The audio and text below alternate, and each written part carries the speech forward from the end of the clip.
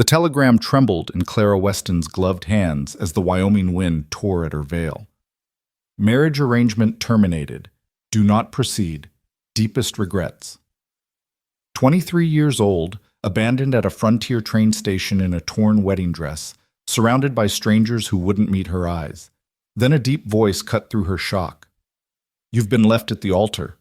She looked up at the tall rancher with desperate blue eyes and two wild-haired little girls clinging to his legs. Come with me, he said quietly. My twins need a mother like you.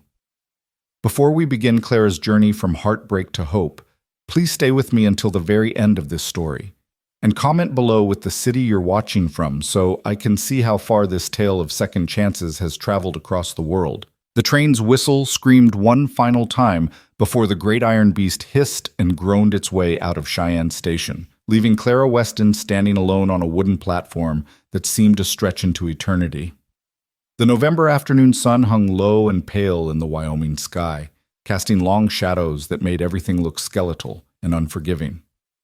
Her white traveling dress, the one she'd sewn so carefully back in Boston with pearl buttons she'd saved 3 months to afford, was streaked with coal dust and torn at the hem where she'd caught it on the train's steps in her hurry to disembark. In her shaking hands, the telegram felt like it weighed 1,000 pounds. Marriage arrangement terminated. Do not proceed to Laramie. Circumstances beyond control. Deepest regrets. J. Patterson. Clara read it again, though the words hadn't changed in the 6 times she'd stared at them since the conductor had handed it to her with apologetic eyes just as the train was pulling into the station. Each word was a nail driven into the coffin of the future she'd imagined for herself. The modest house James Patterson had described in his letters, the mercantile shop he managed, the quiet life of respectability she'd been promised after months of correspondence. Gone. All of it, gone. Around her, the platform was clearing quickly. Other passengers hurried toward waiting carriages or into the station house, their breath forming small clouds in the cold air. A woman in an emerald traveling suit glanced at Clara, took in the white dress and the trunk sitting beside her like a gravestone, and quickly looked away. Clara saw the recognition in the woman's eyes, saw the pity, and felt her cheeks burn with humiliation that went bone deep. She was a mail-order bride who'd been refused delivery. The thought came with such bitter clarity that Clara almost laughed, except she was afraid if she started, it would turn into sobbing, and she'd promised herself on the train, after she'd locked herself in the cramped water closet and pressed her face into her hands for a full 10 minutes, that she wouldn't cry in public. Not here. Not where everyone could see. Miss? Miss, are you quite all right? Clara turned to find an elderly porter approaching, his weathered face creased with concern. He was looking at her the way one might look at a wounded animal, and something in Clara's chest twisted painfully. I'm perfectly well, thank you, she managed, her Boston accent sounding absurdly proper and out of place in this rough frontier town. I'm simply waiting. Waiting for someone? The porter glanced around the now nearly empty platform. Only I'm meant to close up the station house soon, and it's getting cold. There's a boarding house just up the street if you need— I'll be fine. Clara's voice came out sharper than she'd intended. The porter's kindness was somehow worse than the woman's pity had been. Thank you for your concern. The old man hesitated, clearly wanting to help, but not knowing how, before finally tipping his hat and shuffling away. Clara watched him go, then turned to stare at the empty tracks stretching away into the vast Wyoming landscape. Mountains rose in the distance, their peaks already white with early snow. The sky seemed impossibly huge here, so different from the narrow streets and close-built houses of Boston. Everything was bigger, wilder, more untamed, and she was completely, utterly alone. The afternoon she'd spent imagining this moment came back to her with cruel vividness. In her fantasies, James Patterson would have been waiting on this very platform, hat in hand, perhaps with flowers. He'd smile that warm smile she'd imagined from his carefully written letters, take her hand, and welcome her to her new life. They'd be married by week's end in a simple ceremony. She'd finally have a home, a husband, a place to belong after years of being passed between relatives who treated her like an obligation after her parents died. Instead, she had a telegram that offered no explanation, no apology beyond deepest regrets, and a one-way ticket that had emptied her meager savings. Clara's hand moved to the small purse hanging from her wrist. Inside was everything she had left in the world. $4.37, a tintype photograph of her parents, and a tortoiseshell comb that had belonged to her mother. That was it. The sum total of Clara Weston's worldly possessions, besides the trunk at her feet that held 3 dresses, 2 nightgowns, some undergarments, a Bible, and a few books she'd been unable to part with. $4 wouldn't get her back to Boston, even if she'd wanted to return to her cousin Margaret's cramped apartment and those disapproving looks. It wouldn't last more than a week or 2 at a boarding house. She had no trade beyond basic sewing and some experience helping in Margaret's millinery shop. What did women do in places like this? The few establishments she could see from the station looked rough and masculine. Saloons with swinging doors, a blacksmith's forge, buildings that seemed to lean against each other for support. This was a town built by men, for men, and Clara suddenly felt more out of place than she ever had in her life. "You've been left at the altar." The voice came from behind her, deep and quiet, and stating it as fact rather than question. Clara spun around, one hand flying to her chest, her heart hammering. The man standing 10 feet away was tall, well over 6 feet, with broad shoulders and a weathered face that spoke of years spent outdoors. He wore work clothes, canvas trousers, a shirt that had once been white but was now the color of prairie dust, and a leather vest. His dark hair was shaggy, curling slightly at his collar, and his eyes were the most startling shade of blue Clara had ever seen, like the sky over the ocean on a clear summer day. But what truly captured her attention were the 2 small figures half hiding behind his legs. Twin girls, perhaps 5 or 6 years old, with matching red-gold curls that tumbled down their backs in wild tangles. They wore simple cotton dresses in different colors, one blue, one green, both stained and wrinkled as though they'd been playing hard. Their faces were smudged with dirt, and they stared at Clara with the frank, curious intensity that only children possess. Clara started, then stopped. What could she possibly say to this stranger? That yes, she'd been abandoned, that her carefully planned future had disintegrated before she'd even arrived? "I don't believe that's any of your concern, sir." She meant for it to sound dignified and dismissive, but her voice wavered on the last word, betraying her. The man's expression didn't change, but something flickered in those blue eyes. Not pity, exactly, but understanding, as though he knew what it felt like to have your world collapse. "My name is Luke McAllister," he said, making no move to come closer. "I own a ranch about an hour's ride west of here, Wind Creek Ranch."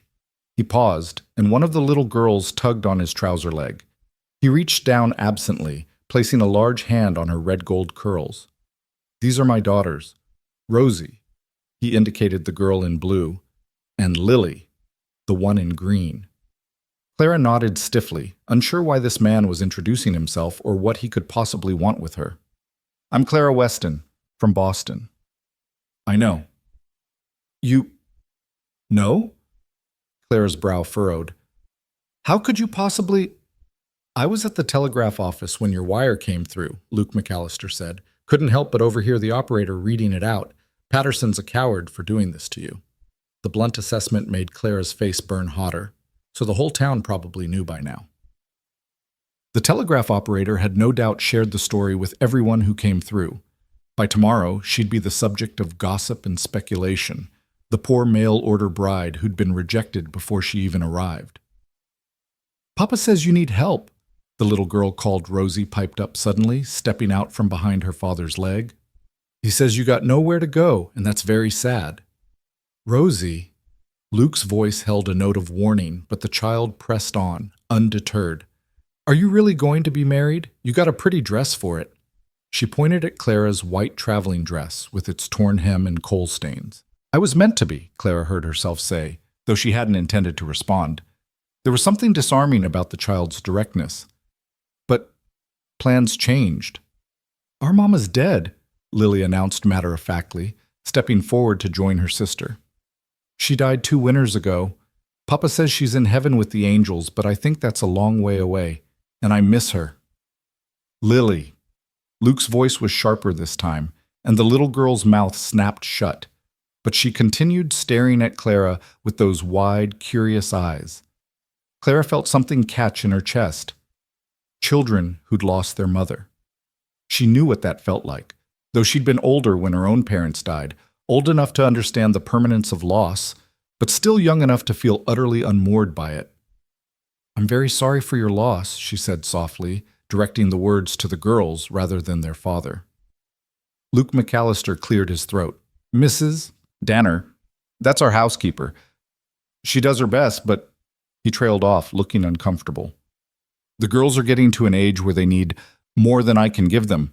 Need someone who can teach them proper, help them with things that—" He gestured vaguely, clearly struggling with the words. Clara waited, still not understanding where this strange conversation was leading. Finally, Luke McAllister looked directly at her, his blue eyes intense and earnest. "Come with me. To Wind Creek Ranch. My twins need a mother like you." For a moment, Clara was certain she'd misheard. The wind had picked up, whistling through the station, and surely it had carried his words away before they reached her properly. But no. He was still looking at her, waiting for a response, and the two little girls were bouncing on their toes with barely contained excitement. "I beg your pardon?" Clara's voice came out as barely more than a whisper. "I'm not proposing marriage," Luke said quickly, as though reading her shock. "Not right away, at least. I'm proposing a position. As governess to my daughters. You'd have room and board, a small salary. Mrs. Danner could use the help around the house, and the girls—" He glanced down at them. "They need someone to teach them their letters, their manners, all the things their mother would have—" His voice caught slightly, and he cleared his throat again. "All the things they need to know." Clara stared at him, her mind reeling. A governess? On a ranch in the middle of Wyoming territory? It was absurd. It was impossible. She'd come here to be a merchant's wife in a proper town, not to teach children on some isolated ranch. And yet, what other options did she have? She could take her $4 and find a boarding house, then what? Look for work in Cheyenne? As what? The town clearly wasn't large enough to support a milliner or a dress shop, and she had no other skills to speak of. She could try to send a telegram to Cousin Margaret, but that would mean admitting her failure, begging to come back to Boston and live on Margaret's charity, enduring those pitying looks and the endless subtle reminders that Clara was a burden. Or she could get back on a train, except she didn't have money for a ticket anywhere, and even if she did, where would she go? She had no family besides Margaret, no friends who could take her in, no prospects whatsoever. "How long?" Clara asked, the words coming out before she'd fully decided to speak them. Luke's expression shifted slightly, something like hope flickering across his features. 2 weeks, he said. "Give us 2 weeks. If it doesn't suit, I'll pay your passage back to wherever you want to go. I give you my word on that."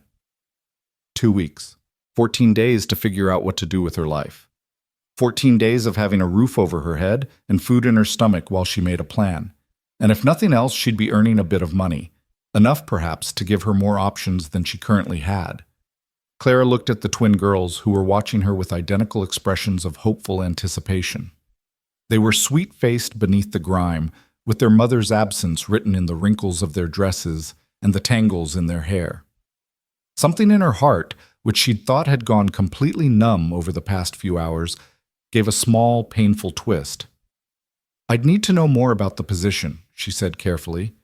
"The specific expectations, the salary, the living arrangements. We can discuss all that on the drive to the ranch," Luke interrupted, and now there was definitely hope in his voice. "I promise you, Miss Weston, this is all above board. Mrs. Danner has been with us for years. She'll chaperone, act as your companion, and the ranch house has plenty of space. You'd have your own room, complete privacy." Clara looked back at the empty platform, at the tracks leading away into the distance, at the sun sinking lower toward those distant mountains. Then she looked at Luke McAllister and his 2 daughters, at the earnestness in his face and the wild hope in theirs. What did she have to lose that she hadn't already lost? 2 weeks, she said firmly. "I'll give you 2 weeks, Mr. McAllister. After that, we'll reassess." The smile that broke across Luke McAllister's face transformed him entirely, taking years off his weathered features. "Thank you, Miss Weston. You won't regret this, I promise you." Rosie and Lily let out simultaneous squeals of delight and rushed forward, nearly bowling Clara over in their enthusiasm. They grabbed her hands, chattering excitedly over each other. You can sleep in the blue room, Rosie announced. No, the yellow room, Lily countered. The blue room has spiders. Does not. Does too. I saw one last week, big as Papa's hand. Girls, that's enough. Luke's voice was gentle but firm. He reached down and scooped up Clara's trunk as though it weighed nothing, hefting it onto his shoulder. Miss Weston's had a long journey. Let's get her to the wagon so she can rest. He started walking toward the street, and the girls tugged Clara along after him, still arguing good-naturedly about room assignments and spiders, and whether Mrs. Danner would make her special cinnamon rolls for breakfast tomorrow if they asked nicely. Clara let herself be pulled along, her mind still trying to catch up with what had just happened. 10 minutes ago, she'd been standing on that platform certain her life was over. Now she was following a strange man and his daughters toward an uncertain future on a ranch she'd never heard of. It was madness. It was reckless. It was completely unlike anything Clara Weston had ever done in her careful, proper life. And yet, as they emerged onto the street and she saw the wagon waiting, a sturdy farm wagon with 2 patient horses, Clara felt something she hadn't expected to feel again today. She felt a tiny, fragile flutter of hope. Luke McAllister lifted her trunk into the wagon bed with practiced ease, then turned to help her up onto the seat. His hands were work-roughened and strong as they steadied her, and she noticed he was careful not to let them linger longer than necessary. A gentleman's gesture, even here in this rough country. The girls scrambled up into the back, settling themselves on some folded blankets amid various supplies, bags of flour and sugar, coils of rope, a new axe handle. Luke climbed up beside Clara and gathered the reins, clicking his tongue to set the horses moving. As they rolled away from the station, Clara turned for one last look at the platform where she'd stood just minutes ago. The porter was closing the station house doors for the night, and the shadows had grown longer, swallowing up the place where her old dreams had died. Miss Weston? Luke's voice drew her attention forward again. I want you to know I appreciate this. More than I can say. The girls, He glanced back at his daughters, who were already absorbed in some imaginative game involving the rope coils. His voice dropped lower, meant only for Clara's ears. They've been so lost without their mother. I've tried, but He shook his head. I'm not enough. They need someone who can give them what I can't. Clara studied his profile as he drove. The strong line of his jaw, the lines around his eyes, that spoke of squinting into the sun and too many sleepless nights. There was grief there, she realized. Old grief, worn smooth by time, but never fully healed. Tell me about your wife, she said quietly. If you don't mind speaking of her. Luke was silent for so long that Clara thought he might not answer. They turned onto a dirt road leading west, leaving the last buildings of Cheyenne behind. The landscape opened up into rolling prairie, golden grass rippling in the wind like waves on an ocean. Finally, he spoke. Her name was Martha Ann Reeves, before we married. I met her at a church social in Denver.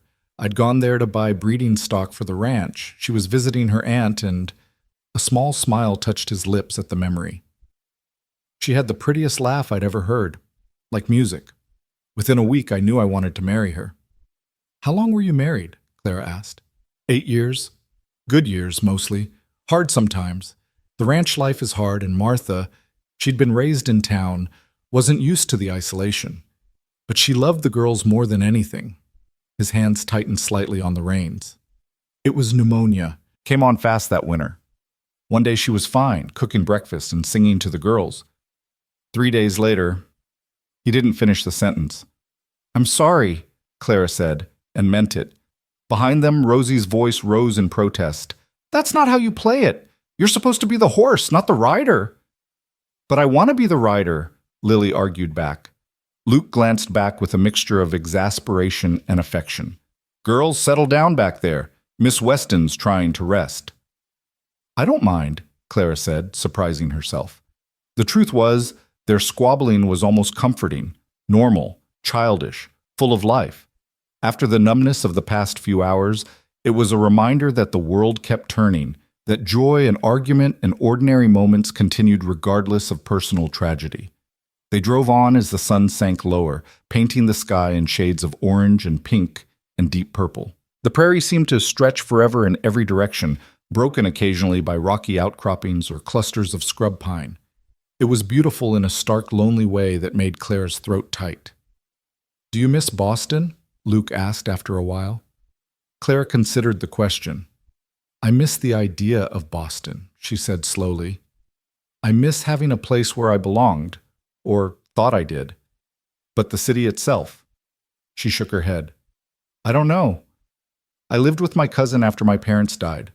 Her apartment was small, and she had 3 children of her own. I was in the way, always in the way." "Hence the advertisement," Luke said, understanding in his voice. "Hence the advertisement," Clara agreed. She'd answered James Patterson's listing in a matrimonial newspaper after seeing dozens like it. Western men seeking educated, respectable wives. It had seemed like a solution, a chance to build a new life, to have a home of her own, to be wanted rather than merely tolerated. The irony that she'd traveled halfway across the country only to find herself in exactly the same position, unwanted in the way, was not lost on her. Except Luke McAllister had asked her to come with him, had said his daughters needed her. It wasn't the same as being wanted, perhaps, but it was something. For now, it was enough. "Papa, I'm hungry," Rosie announced from the back of the wagon. "Can we stop and eat the biscuits Mrs. Danner packed?" "May we stop?" Clara corrected automatically, then froze. She'd just been hired as their governess, but correcting the children before she'd even arrived at the ranch seemed presumptuous. But Luke was smiling. "You hear that, Rosie? Miss Weston's already teaching you proper grammar. And yes, you may have a biscuit, both of you, but just one each. We'll have supper when we get home." The girls cheered and dug into a basket tucked under the wagon seat, emerging with large, fluffy biscuits that they attacked with enthusiasm. Rosie held one up to Clara. "Want one, Miss Weston? They're real good. Mrs. Danner makes the best biscuits in all of Wyoming." Clara's stomach, which she'd thought was too knotted with anxiety to accept food, suddenly rumbled loudly. She realized she hadn't eaten since a hurried breakfast on the train that morning, and even that had only been a stale roll and weak coffee. "Thank you," she said, accepting the biscuit. It was still slightly warm, and when she bit into it, the buttery, fluffy interior melted on her tongue. "Oh," she breathed, "this is delicious." "Told you," Rosie said triumphantly. "Mrs. Danner's the best cook ever. Sometimes she makes cinnamon rolls on Sundays, and they're even better than the biscuits." "Only sometimes Papa won't let us have more than one," Lily added with an aggrieved sigh. "He says we'll spoil our supper, but I don't think you can spoil supper with cinnamon rolls. That doesn't make sense." Clara found herself smiling despite everything. "Your father's probably right, though. Too many sweets aren't good for you." Both girls groaned dramatically, and Luke laughed, a real laugh that lit up his whole face. "I like her already," he said to his daughters. "She's on my side." As they continued west, the conversation flowed more easily. The girls peppered Clara with questions. Had she really come all the way from Boston? What was it like on the train? Had she seen any Indians? Did she know how to read books with lots of words? Could she sew? Could she make doll clothes? Did she know any songs? Clara answered as best she could, feeling herself relaxing incrementally. These were just children, she reminded herself. Motherless children who needed guidance and care. She could provide that, at least for 2 weeks. It wasn't the future she'd imagined, but it was a future nonetheless.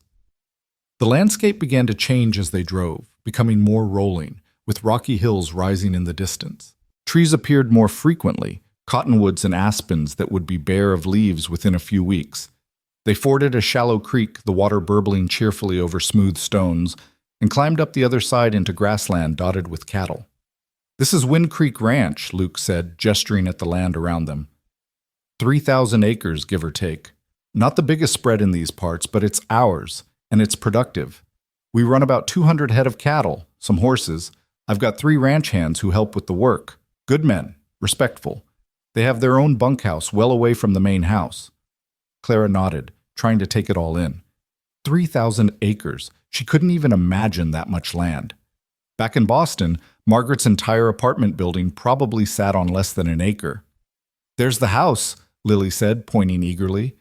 Clara looked ahead and saw it nestled in a small valley, protected on 3 sides by rolling hills. It was a 2-story structure built of logs and stone, larger than she'd expected, with a wide front porch and stone chimneys at each end. Smoke curled from one chimney, carrying the promise of warmth and food. Outbuildings clustered nearby, a barn, a stable, what looked like a chicken coop, and a smaller structure that must be the bunkhouse Luke had mentioned. As they approached, the front door of the house burst open and a woman emerged, wiping her hands on her apron. She was short and round, with iron-gray hair pulled back in a bun, and a face that looked stern until she smiled. "About time you got back," she called out. "Supper's been ready this past half hour?" She stopped abruptly as she caught sight of Clara. "Luke McAllister, who in heaven's name is that?" "Mrs. Danner, meet Miss Clara Weston," Luke said, pulling the wagon to a stop in front of the house. "She's going to be the girls' new governess." Mrs. Danner's eyes went wide as saucers. "They're what? Since when did we—" "Luke McAllister, you get down here this instant and explain yourself." Luke climbed down from the wagon, then turned to help Clara descend. Her legs were stiff from the long ride, and she stumbled slightly. His hand steadied her elbow until she found her footing. "Miss Weston found herself in an unfortunate situation in town," Luke said, his voice carefully neutral. "She's agreed to stay with us for a trial period, teach the girls their lessons, help them with their manners and such. I offered her room and board plus $20 a month." Mrs. Danner's expression cycled through several emotions: surprise, skepticism, concern, before settling on something that looked like cautious approval. She approached Clara, studying her with sharp brown eyes that missed nothing. "Abandoned bride," she said finally. It wasn't a question. Clara felt her cheeks burn, but she lifted her chin. "Yes, ma'am." "Not your fault, I'd wager," Mrs. Danner said briskly. "Men can be damned fools, pardon my language." She turned to Luke. $20 in room and board, you said?" "That's right." "Make it 25, Mrs. Danner said firmly. "Lord knows I could use the help, and if she's going to be teaching these wild children, no offense, girls, she deserves fair wages." "Mrs. Danner," Luke started. 25, the housekeeper repeated, brooking no argument. "Or I'll tell everyone at church next Sunday about that time you tried to cook your own supper and nearly burned down the kitchen." Luke's ears turned red. "That was one time, and the curtains barely singed." He stopped, seeing Mrs. Danner's raised eyebrow. "Fine, $25 a month." Mrs. Danner nodded with satisfaction, then turned back to Clara. "I'm Harriet Danner, Miss Weston. I've been keeping house for this family going on 12 years now. You'll take your meals with us, and your room's just down the hall from the girls. Close enough to hear if they need you in the night, far enough for privacy. I'll expect you to pull your weight with household chores when the girls are at their studies, and I won't tolerate any airs or nonsense. We work hard here, but we work together. Understood?" It was the longest speech Clara had heard from anyone all day, and despite everything, she found herself warming to this gruff, no-nonsense woman. "Understood, Mrs. Danner." "Good." Mrs. Danner's stern expression softened slightly. "You look dead on your feet, child. Luke, you and the hands can unload her trunk. Girls, help me get another plate set. Miss Weston, you come with me and wash up. Supper's pot roast and it's getting cold." She turned and marched back toward the house, clearly expecting Clara to follow. Clara glanced at Luke, who gave her an encouraging nod, then at the girls, who were already racing after Mrs. Danner, shouting about who got to show Miss Weston her room. Clara followed more slowly, her mind still struggling to process the dramatic turn her life had taken. This morning, she'd been on a train, nervous but hopeful about meeting her intended husband. Tonight, she was walking into a stranger's home on a Wyoming ranch, having agreed to become governess to twin girls she'd met less than 2 hours ago. Madness. Absolute madness. And yet, as she stepped through the front door into a warm, lantern-lit room that smelled of pot roast and fresh bread, as she heard the girls' laughter echoing from somewhere upstairs and felt Mrs. Danner's brisk, capable presence beside her, Clara felt that tiny flutter of hope grow just a little bit stronger. Maybe, just maybe, this wouldn't be a disaster after all. "Come on then," Mrs. Danner said, leading her down a hallway past a large sitting room and what looked like Luke's study. "Your room's just here. Nothing fancy, but it's clean and the bed's comfortable. The girls are right next door. You'll hear them through the walls sometimes, I'm afraid. They're not the quietest sleepers." She opened a door to reveal a modest but pleasant room with whitewashed walls, a simple brass bed covered in a colorful quilt, a wardrobe, a washstand with a pitcher and basin, and a window that looked out over the valley. It was small, but infinitely better than the cramped corner Clara had occupied in Margaret's apartment. "The necessaries out back," Mrs. Danner continued, "but we keep chamber pots under the beds for nighttime. Fresh water in the pitcher every morning. Breakfast is at 6, dinner at noon, supper at 6. We keep ranch hours here, early to bed, early to rise. Any questions?" Clara shook her head, overwhelmed by the practical kindness in Mrs. Danner's tone. "No, ma'am. Thank you." Mrs. Danner's expression gentled. "You've had a rough day, I expect. But you're safe here, Miss Weston. Luke's a good man, even if he can be thick-headed sometimes. He won't let any harm come to you, and neither will I. Now wash up quick and come to supper. You need food in you." She bustled out, leaving Clara alone in her new room. Clara moved to the window, looking out at the dying light painting the hills in shades of purple and gold. In the distance, she could see the dark shapes of cattle grazing. Somewhere, a bird called out its evening song. She thought of the telegram still tucked in her purse. Marriage arrangement terminated. Perhaps it had been. But standing here in this simple room, listening to the sounds of a family preparing for supper below, Clara Weston realized that maybe, just maybe, one life ending might mean another was beginning. She wasn't a mail-order bride anymore. She wasn't Clara Weston, the poor relation taking up space in someone else's home. She was a governess, a teacher, someone who was needed. It wasn't what she'd planned, but as she washed the coal dust from her face and smoothed her hair, preparing to go down to her first meal at Wind Creek Ranch, Clara found herself thinking that sometimes the best things in life were the ones you never planned at all. They were simply the ones you were brave enough to say yes to. The pot roast was the best thing Clara had tasted in months, perhaps years. Mrs. Danner served it with roasted potatoes, carrots glazed with butter and honey, and thick slices of bread that were still warm from the oven. Clara tried to eat slowly to maintain some semblance of proper manners, but her stomach had other ideas after a day of near starvation. She found herself reaching for a second helping before she'd quite finished the first.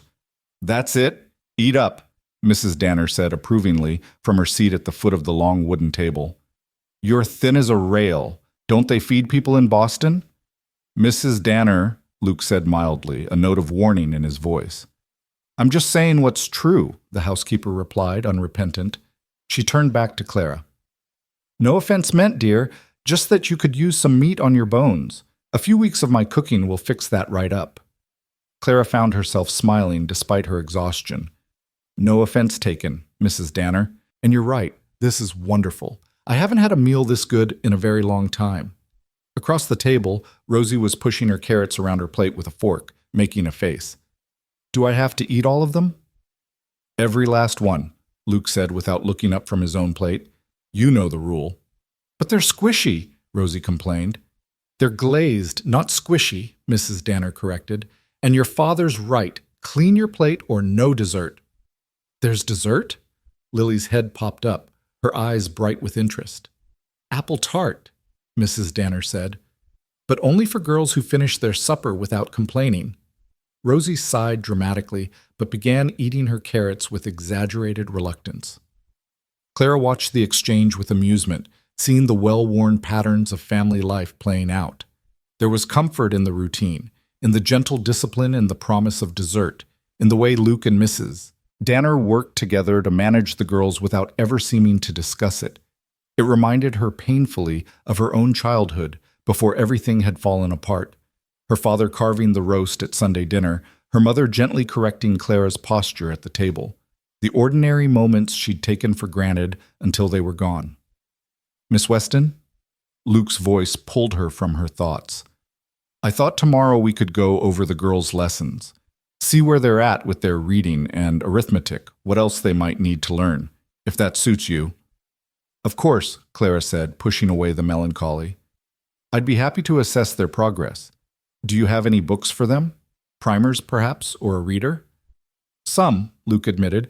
"Martha had a few books she used with them, teaching them their letters and such, but it's been—" He paused, his expression darkening briefly.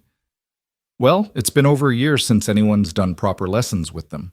They're bright girls, but they need structure, need someone who knows what they're doing." Clara nodded slowly, considering.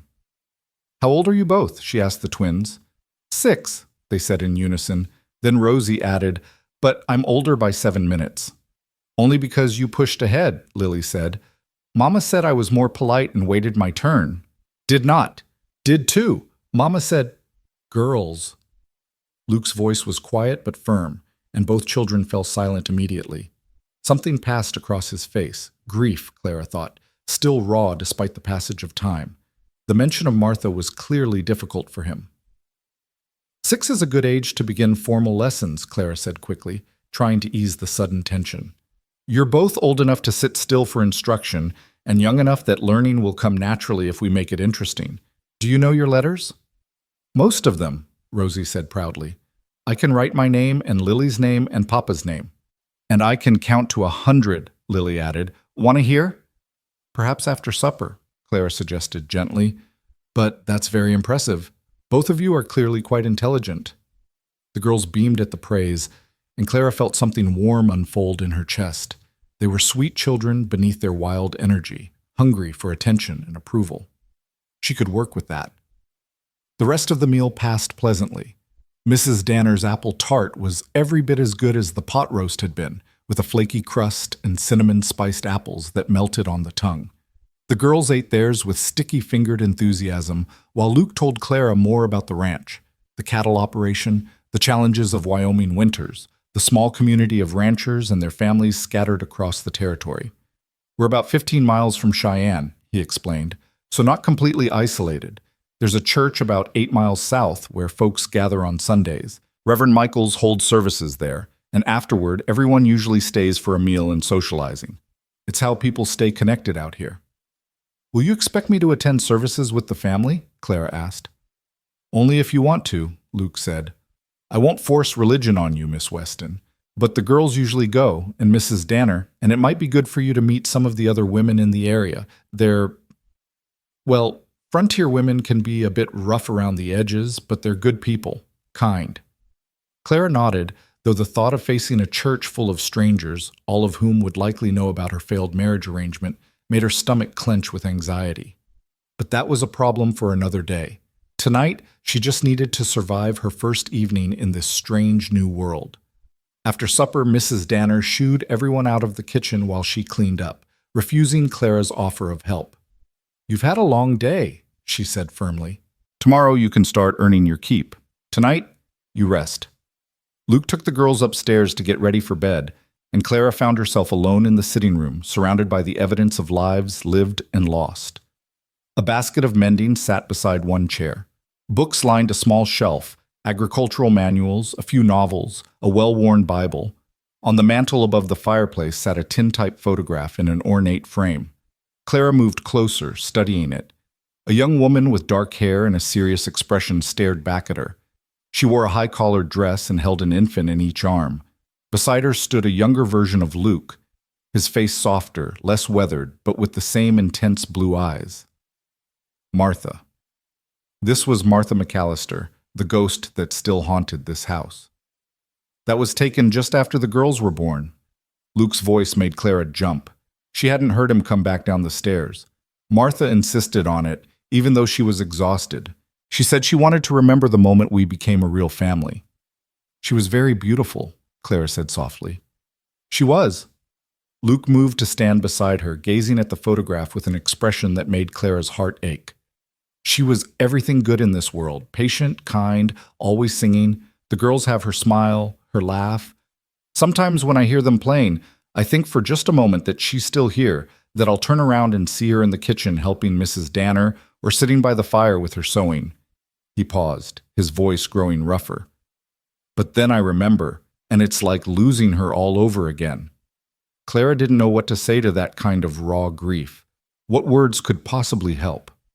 So instead, she simply stood beside him in silence, letting him have his moment with the photograph and his memories.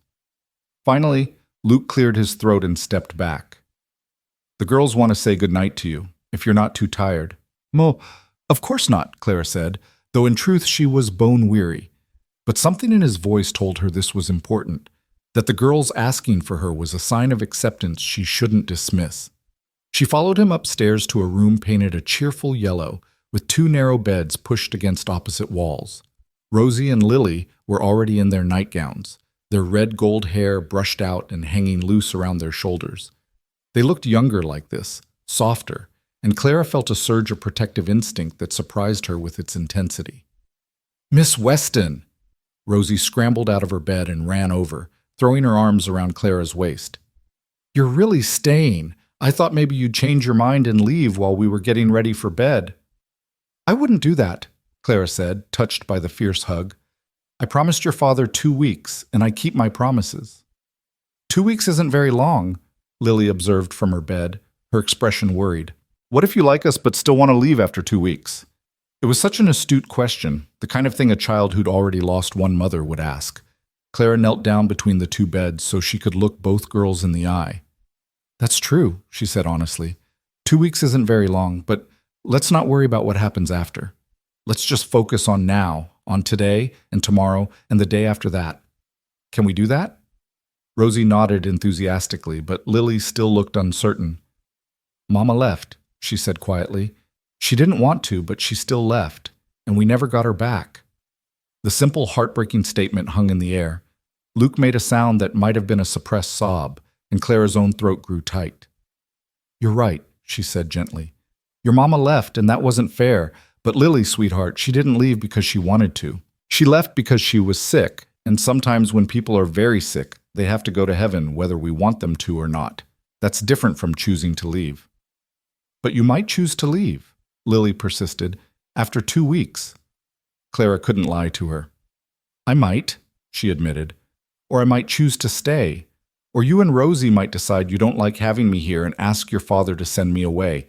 But none of us know what will happen yet, so why don't we just take each day as it comes and try to make the best of it?"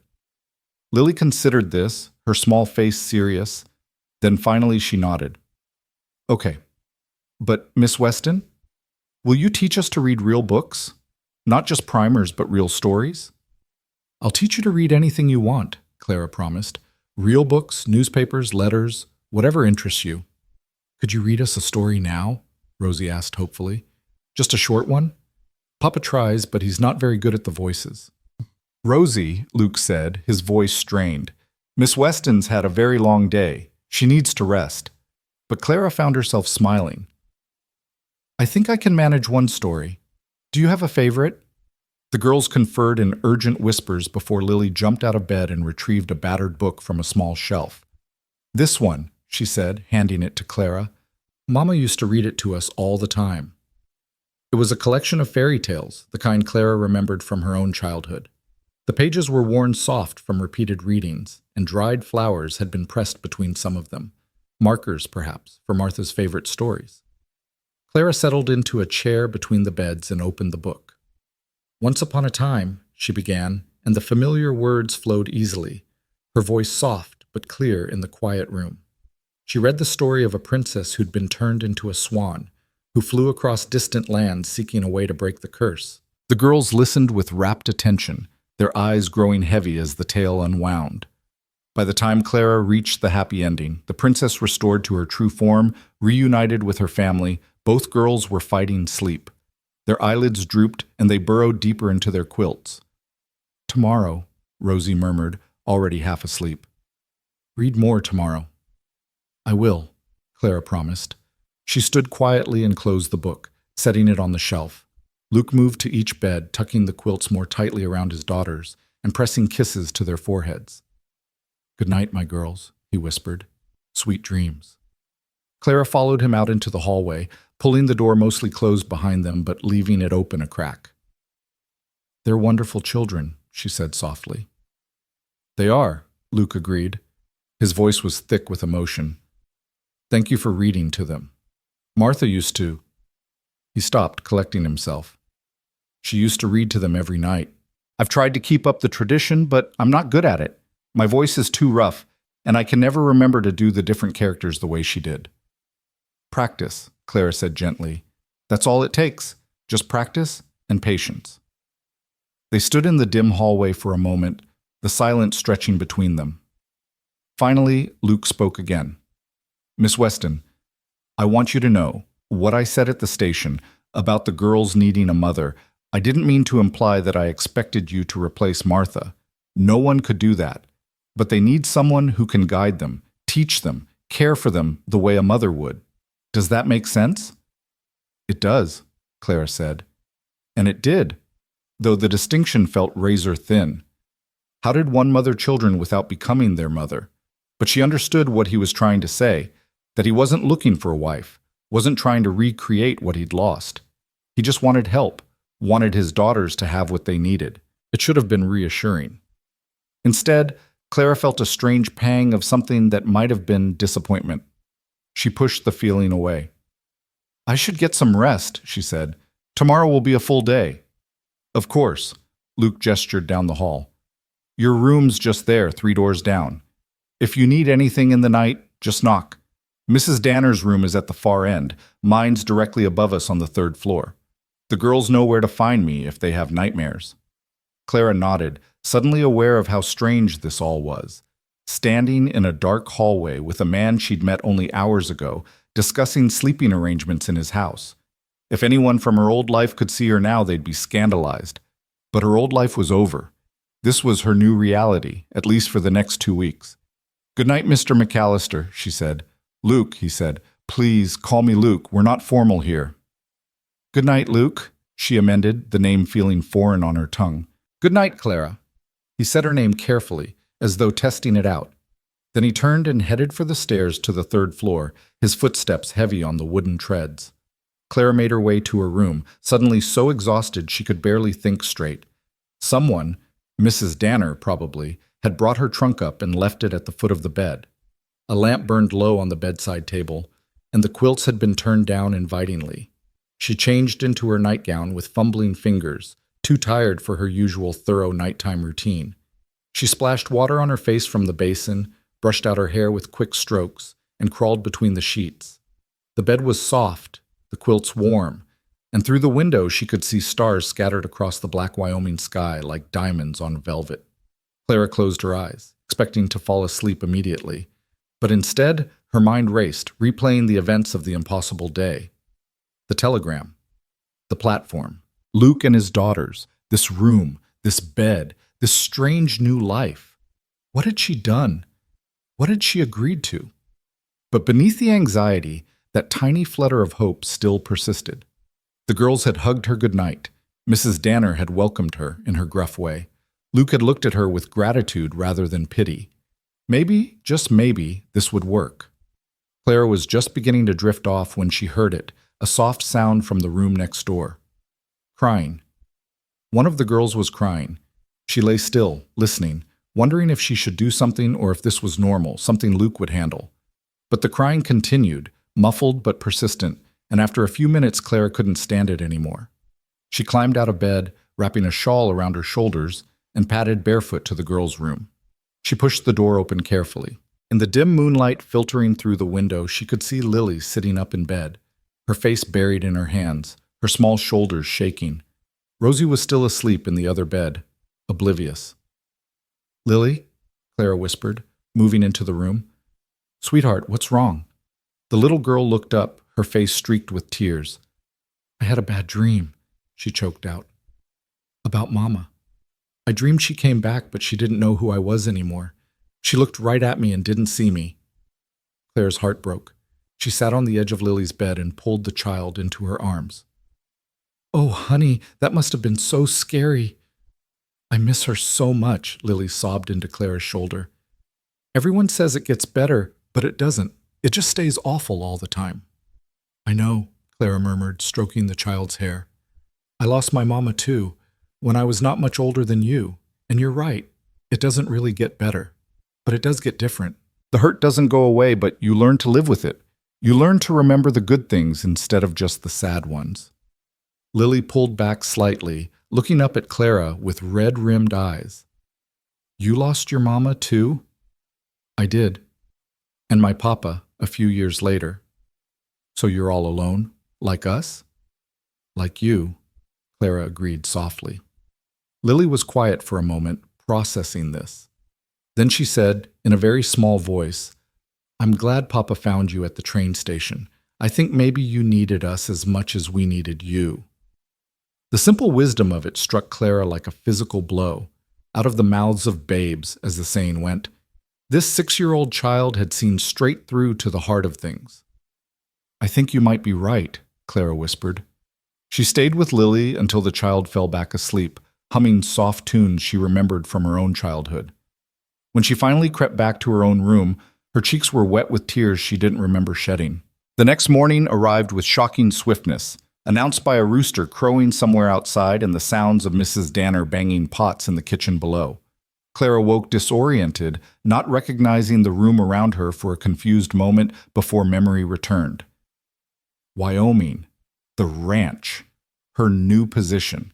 She dressed quickly in one of her plain day dresses, a serviceable gray wool, and pinned her hair up in a simple style. No need for Boston finery here.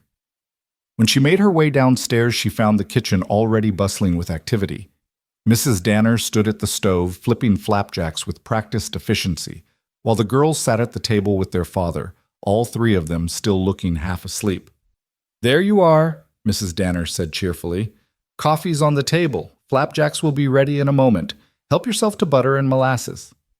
The coffee was strong enough to strip paint, but after a few sips, Clara felt her brain beginning to function again. The flapjacks were light and fluffy, and she found herself eating with better appetite than she'd had in weeks. The girls chattered about their plans for the day while Luke read a week-old newspaper, making occasional comments about cattle prices and weather predictions. It was all so normal, so domestic. Clara had dreamed of mornings like this back in Boston, had imagined herself as a wife and mother presiding over breakfast while her family gathered around. The fact that she'd stumbled into this scene by accident rather than design didn't make it any less appealing. After breakfast, Luke took Clara to a small room off the main sitting area that had clearly once been Martha's sewing room. A dress form stood in one corner, half-finished projects still pinned to it. But there was also a small desk with a chair and a bookshelf holding the primers and readers Luke had mentioned. "We can set this up as a schoolroom for the girls," he said, though his eyes lingered on the dress form with visible pain. Mrs. Danner offered to clear out Martha's things, but "I haven't been able to," he trailed off. "We can work around them," Clara said gently. "Or if you'd prefer, I could pack them away carefully. Everything would be saved." Luke shook his head. "Not yet. Maybe soon, but not yet." Clara understood. Grief had its own timeline, and pushing it never helped. "That's fine. Now, shall we see what the girls know?" The morning's lessons revealed that Rosie and Lily were indeed bright children, but their education had large gaps. They could recognize most letters and read simple words, but their writing was atrocious, all uneven letters and backwards B's. Their arithmetic was better, though neither could do multiplication beyond the simplest problems. Geography was a complete mystery to them. They knew they lived in Wyoming territory, but couldn't have pointed to it on a map. "We have a lot of work to do," Clara told Luke, when the girls had been sent outside to play after 2 hours of assessment. "But they're intelligent and eager to learn. That's half the battle." "Will you need supplies?" Luke asked. "Books, paper, pencils?" "Some," Clara admitted. "Better readers, definitely. A globe would be helpful, and perhaps some maps. Slate boards for practicing writing. They're less expensive than paper and can be reused." "Make a list," Luke said. "I'll ride into Cheyenne next week and get whatever you need." He paused, then added, "I'm grateful for this, Clara. More than I can say. The girls, they're already brighter than they were yesterday. You saw how Lily smiled during the reading lesson? I haven't seen her that engaged in months." Clara felt warmth spread through her chest at the praise. "They're wonderful children, Luke. It's a pleasure to teach them." And it was true. Despite her exhaustion, despite the strangeness of her situation, Clara found herself genuinely enjoying the morning's lessons. The girls were attentive and curious, asking endless questions about everything from why letters made different sounds to whether the world was really round, or if that was just something grown-ups said to confuse children. The days began to develop a rhythm. Clara woke at dawn, helped Mrs. Danner with breakfast, then spent the morning in lessons with the girls. After the midday meal, the children had free time to play while Clara helped with household tasks, mending clothes, preparing vegetables, occasionally helping with the endless laundry. Late afternoons were devoted to lighter lessons, reading aloud, practicing penmanship, or teaching the girls simple embroidery stitches. Evenings were for supper and family time, with Clara reading to the girls before bed. Luke was often occupied with ranch work, mending fences, checking on cattle, managing his 3 ranch hands. But he joined them for meals and sometimes in the evenings. Clara found herself learning about ranching almost by osmosis, listening to Luke discuss the challenges of keeping cattle healthy through the coming winter, the need to cut and store enough hay, the delicate balance of managing grazing land.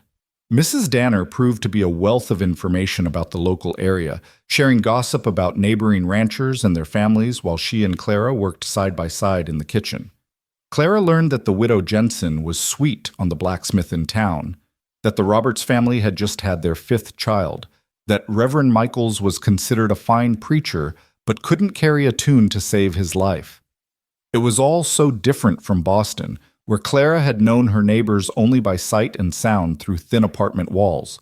Here, despite the vast distances between homesteads, people seemed connected in ways she'd never experienced. 3 days into her stay, Clara was helping Mrs. Danner make bread when the older woman said abruptly, "You're good for them, you know. The girls. They're coming back to themselves." Clara looked up from kneading dough, surprised. "I'm just teaching them their lessons." "You're doing more than that," Mrs. Danner said firmly. "You're giving them attention, affection, making them feel like they matter. That's what they've been missing." She paused, then added more quietly, "Luke, too. He's been half dead since Martha passed, but I've heard him laughing these past few days. Actually laughing, not just going through the motions." The observation made Clara uncomfortable. She didn't want to think about Luke laughing because of her, didn't want to examine why that knowledge made her pulse quicken. She was here as a governess, nothing more. Getting attached to the girls, to this place, to Luke, would be a mistake. 2 weeks, she'd promised. 2 weeks to catch her breath and make a plan. But the 2 weeks were slipping by faster than she'd anticipated, and Clara found she hadn't given any real thought to what came next. Where would she go? What would she do? The questions lurked at the edges of her mind, but she kept pushing them away, focusing instead on irregular verbs and proper table manners and the proper way to darn a sock. On Sunday morning, Luke announced they would all be attending services at the community church. Clara's stomach clenched with anxiety. This would be her first time facing the wider community, the people who would have heard about the abandoned bride at the station. But she dressed carefully in her best day dress, pinned her hair into a proper style, and climbed into the wagon with the family. The church was a simple wooden structure, barely more than a large room with benches and a modest pulpit, but it was packed with people, ranch families from all over the area, scrubbed clean and dressed in their Sunday best. Clara felt dozens of eyes turn toward her as they entered, heard the whispers rustle through the congregation like wind through grass. "That's her, the mail-order bride. Poor thing. Heard Patterson dumped her before she even got off the train. Luke McAllister brought her home? How scandalous!" Clara kept her chin up and her eyes forward, refusing to show how the whispers stung. She sat between the girls on a wooden bench, hyper-aware of every glance, every murmur. But when Rosie reached over and took her hand, squeezing it comfortingly, Clara felt some of the tension drain from her shoulders. Reverend Michaels was a thin man with kind eyes who preached about grace and second chances. Clara tried to focus on his words, but she kept feeling the weight of judgment from the people around her. When the service finally ended, she wanted nothing more than to escape to the wagon and leave. But Mrs. Danner had other plans. She grabbed Clara's arm and marched her over to a cluster of women setting out food for the community meal. "Ladies, I want you to meet Miss Clara Weston. She's been teaching the McAllister girls this past week, and doing a fine job of it, too." The women looked Clara over with varying degrees of curiosity and suspicion. Finally, one of them, a stout woman with graying hair, spoke up. "Heard you came here to marry Jim Patterson." "I did," Clara said evenly, "but circumstances changed." "Jim's a fool," another woman said bluntly. "You're better off without him. Man can't make up his mind about anything. Went through 3 potential brides before you, you know, each time getting cold feet at the last minute." Clara hadn't known that. The information was somehow both humiliating and oddly comforting. At least Patterson's rejection wasn't personal. "Well, His loss is Luke McAllister's gain, the first woman said. Those poor girls have needed a woman's influence since Martha passed. God rest her soul. The mention of Martha caused a moment of respectful silence. Then the women began peppering Clara with questions about Boston, about her teaching methods, about whether she planned to stay at Wind Creek Ranch permanently. Clara answered as best she could, gradually relaxing as she realized these women weren't judging her. They were simply curious and perhaps a bit protective of Luke and his daughters. By the time the meal was served, Clara found herself genuinely enjoying the company. The women were blunt and sometimes crude in their speech, but they were also warm and welcoming in ways Boston society never had been. They shared advice about teaching children, about managing household tasks, about surviving Wyoming winters. They included her in their gossip and their laughter, treating her not as an outsider, but as someone who belonged. When it was time to leave, several of the women hugged Clara goodbye and made her promise to return the following Sunday. As the McAllister wagon rolled away from the church, Clara felt lighter than she had since arriving in Cheyenne. She'd survived her first public appearance. More than survived. She'd found acceptance.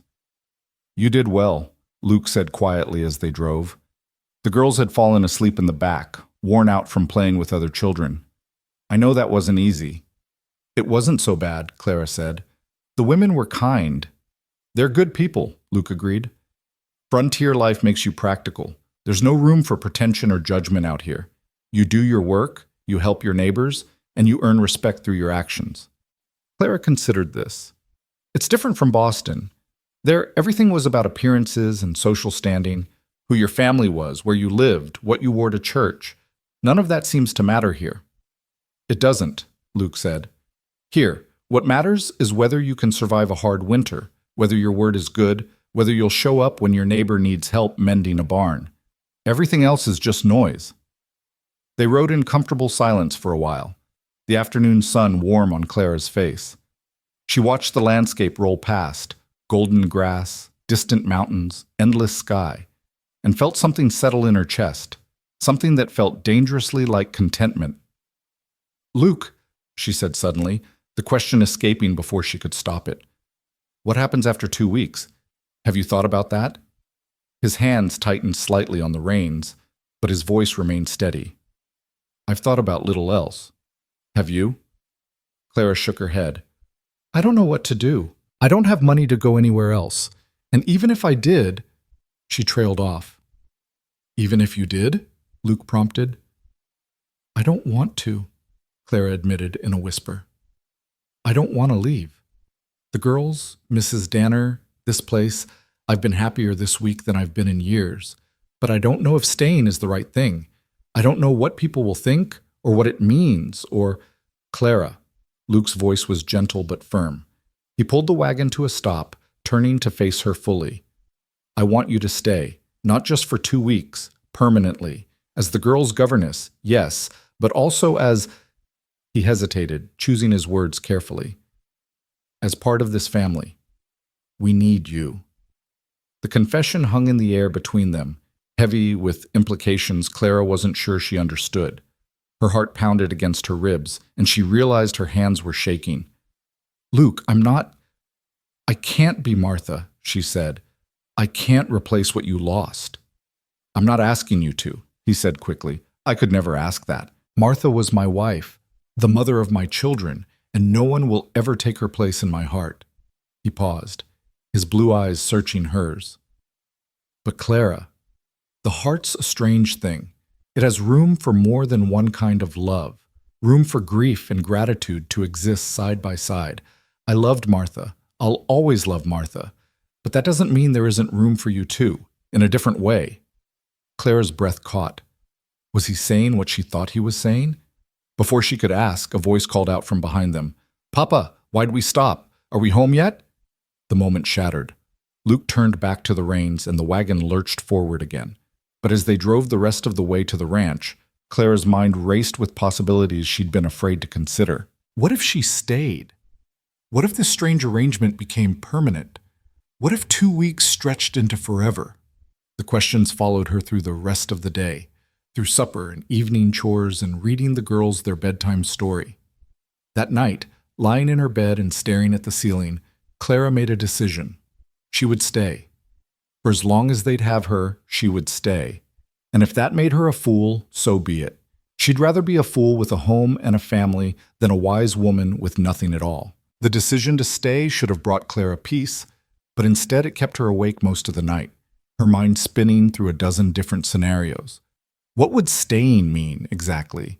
Would she remain simply as a governess, living on the edges of this family, but never truly part of it? Or was Luke suggesting something more, something that terrified and thrilled her in equal measure? She rose before dawn, exhausted but restless, and found Mrs. Danner already in the kitchen, rolling out pie dough with practiced efficiency. "Couldn't sleep?" the older woman asked, not looking up from her work. "Too much on my mind," Clara admitted, moving to help with breakfast preparations. She began slicing bacon, the familiar task giving her hands something to do while her thoughts continued their chaotic dance. Mrs. Danner worked in silence for a moment, then said quietly, "He asked you to stay, didn't he?" Clara's knife stilled. "How did you—" "I've known Luke McAllister since he was 22 years old and brought his new bride home to this ranch," Mrs. Danner said. "I've watched him grieve for 2 years, watched him try to be both mother and father to those girls, and fail at half of it through no fault of his own. And I've watched him this past week come back to life." She finally looked up, her brown eyes sharp and knowing. "He needs you, Miss Weston. Those girls need you. Question is, what do you need?" It was such a direct question, so unlike the careful dancing around topics that had characterized every conversation Clara had ever had in Boston. She found herself answering with equal honesty. "I need to belong somewhere," she said softly. "I need to matter to someone. I need to not feel like I'm always in the way, always one mistake away from being cast out." She paused, her voice dropping to barely a whisper. "I need a home." Mrs. Danner nodded slowly, as though Clara had confirmed something she'd already suspected. "Then you have your answer. This can be your home, if you want it. But Clara—" She used Clara's first name for the first time, and the intimacy of it made Clara's eyes sting with unexpected tears. "You need to be clear about what you're agreeing to. Luke's a good man, but he's still half in love with a ghost. The girls adore you already, but they're also fiercely loyal to their mother's memory. This won't be easy. There'll be hard days, days when you wonder if you made the right choice." "I know," Clara said. "But Mrs. Danner, the alternative is going back to Boston and living on my cousin's charity, or finding some other position where I'm just hired help with no real connection to anyone. At least here, I can try. At least here, there's a chance of something more." The housekeeper studied her for a long moment, then smiled, a real smile, warm and approving. "Then welcome home, Clara Weston. Now finish that bacon before the girls wake up and start demanding breakfast while it's only half cooked." The words, "welcome home," echoed in Clara's mind all through breakfast, all through the morning lessons with Rosie and Lily. She hadn't told Luke her decision yet, hadn't found the right moment, but it sat in her chest like a warm stone, steadying her. The girls were working on their penmanship, laboriously copying out a verse from the Bible, their tongues sticking out slightly with concentration, when Clara heard horses outside. Moments later, voices drifted through the window. Luke's deep tones, and another man's voice she didn't recognize, younger and more animated. "Papa's back!" Rosie dropped her slate and ran to the window. "And he brought someone! Lily, look, it's Mr. Harrison!" Both girls abandoned their lessons to press their faces against the glass. Clara moved to join them, curious about who would visit in the middle of a weekday. Through the window, she saw Luke helping a younger man down from his horse. The visitor was perhaps 25, tall and lean, with sandy hair and an easy smile. He wore town clothes, a proper suit and hat, and carried himself with the confidence of someone used to attention. "Who's Mr. Harrison?" Clara asked. "He's the teacher in Cheyenne," Lily explained. "He runs the schoolhouse there. He's really nice, and he tells funny jokes." Something cold settled in Clara's stomach. A teacher from town, visiting unexpectedly. This couldn't be a coincidence. Luke and the young man were walking toward the house now, their conversation too quiet to hear through the closed window. Clara turned away, smoothing her skirts nervously. "Girls, back to your lessons. We still have 10 more minutes before dinner time." But she couldn't concentrate on their work. Her ears strained toward the front door, hearing it open, hearing boots on the wooden floor, hearing Luke's voice calling out, Mrs. Danner, is Clara with the girls? In the schoolroom, Mrs. Danner called back. Footsteps approached, and then Luke appeared in the doorway with the stranger beside him. Up close, Clara could see that Mr. Harrison was handsome in a boyish way, with green eyes and a spattering of freckles across his nose. He smiled when he saw her, a bright, charming smile that probably worked well on most women. Miss Weston, this is David Harrison, Luke said. His expression was carefully neutral, but Clara could see tension in the set of his shoulders. He teaches at the school in Cheyenne. David, this is Miss Clara Weston, the girls' governess. A pleasure to meet you, Miss Weston. David Harrison stepped forward, hand extended. His grip was warm and firm when Clara shook it. Luke's told me about you. It's wonderful that the girls have a proper teacher now. Thank you, Clara said carefully, unsure where this was going. What brings you out to Wind Creek Ranch, Mr. Harrison? Actually, you do. David's smile widened. You see, I've been running the Cheyenne School for 2 years now, but the town's been growing, and we've reached a point where I need help. I've been advertising for an assistant teacher for months with no success. When Luke mentioned you at church on Sunday, mentioned that you're educated, experienced with children, good at instruction, well, I had to come meet you myself. Clara felt the blood drain from her face. I'm sorry, I don't understand. Are you offering me a position? If you're interested, David said enthusiastically. It would be a proper teaching job, Miss Weston. 20 students of varying ages, a real schoolhouse, a salary of $40 a month plus room and board with a respectable family in town. You'd be teaching reading, writing, arithmetic, history, geography, all the subjects. It's challenging work, but rewarding. $40 a month. That was nearly twice what Luke was paying her, and she'd be in town, part of a real community, doing work that would be respected. It was everything she should want. Security, independence, a proper position. So why did the offer feel like a trap? I'm very flattered, Mr. Harrison, Clara said slowly, but I'm already committed here. The girls need consistency in their education, and I've only been working with them for a week. It would be irresponsible to abandon them now. Oh, I'm not suggesting you leave immediately, David assured her. The position wouldn't start until after Christmas. That's still 6 weeks away. Plenty of time to finish out your commitment to the McAllisters and make arrangements. He glanced at Luke. I hope I'm not overstepping, but Luke, surely you can see this would be better for Miss Weston. A proper career rather than just a temporary governess position? Luke's jaw tightened, but his voice remained level. That's for Clara to decide. I won't presume to tell her what's best for her future.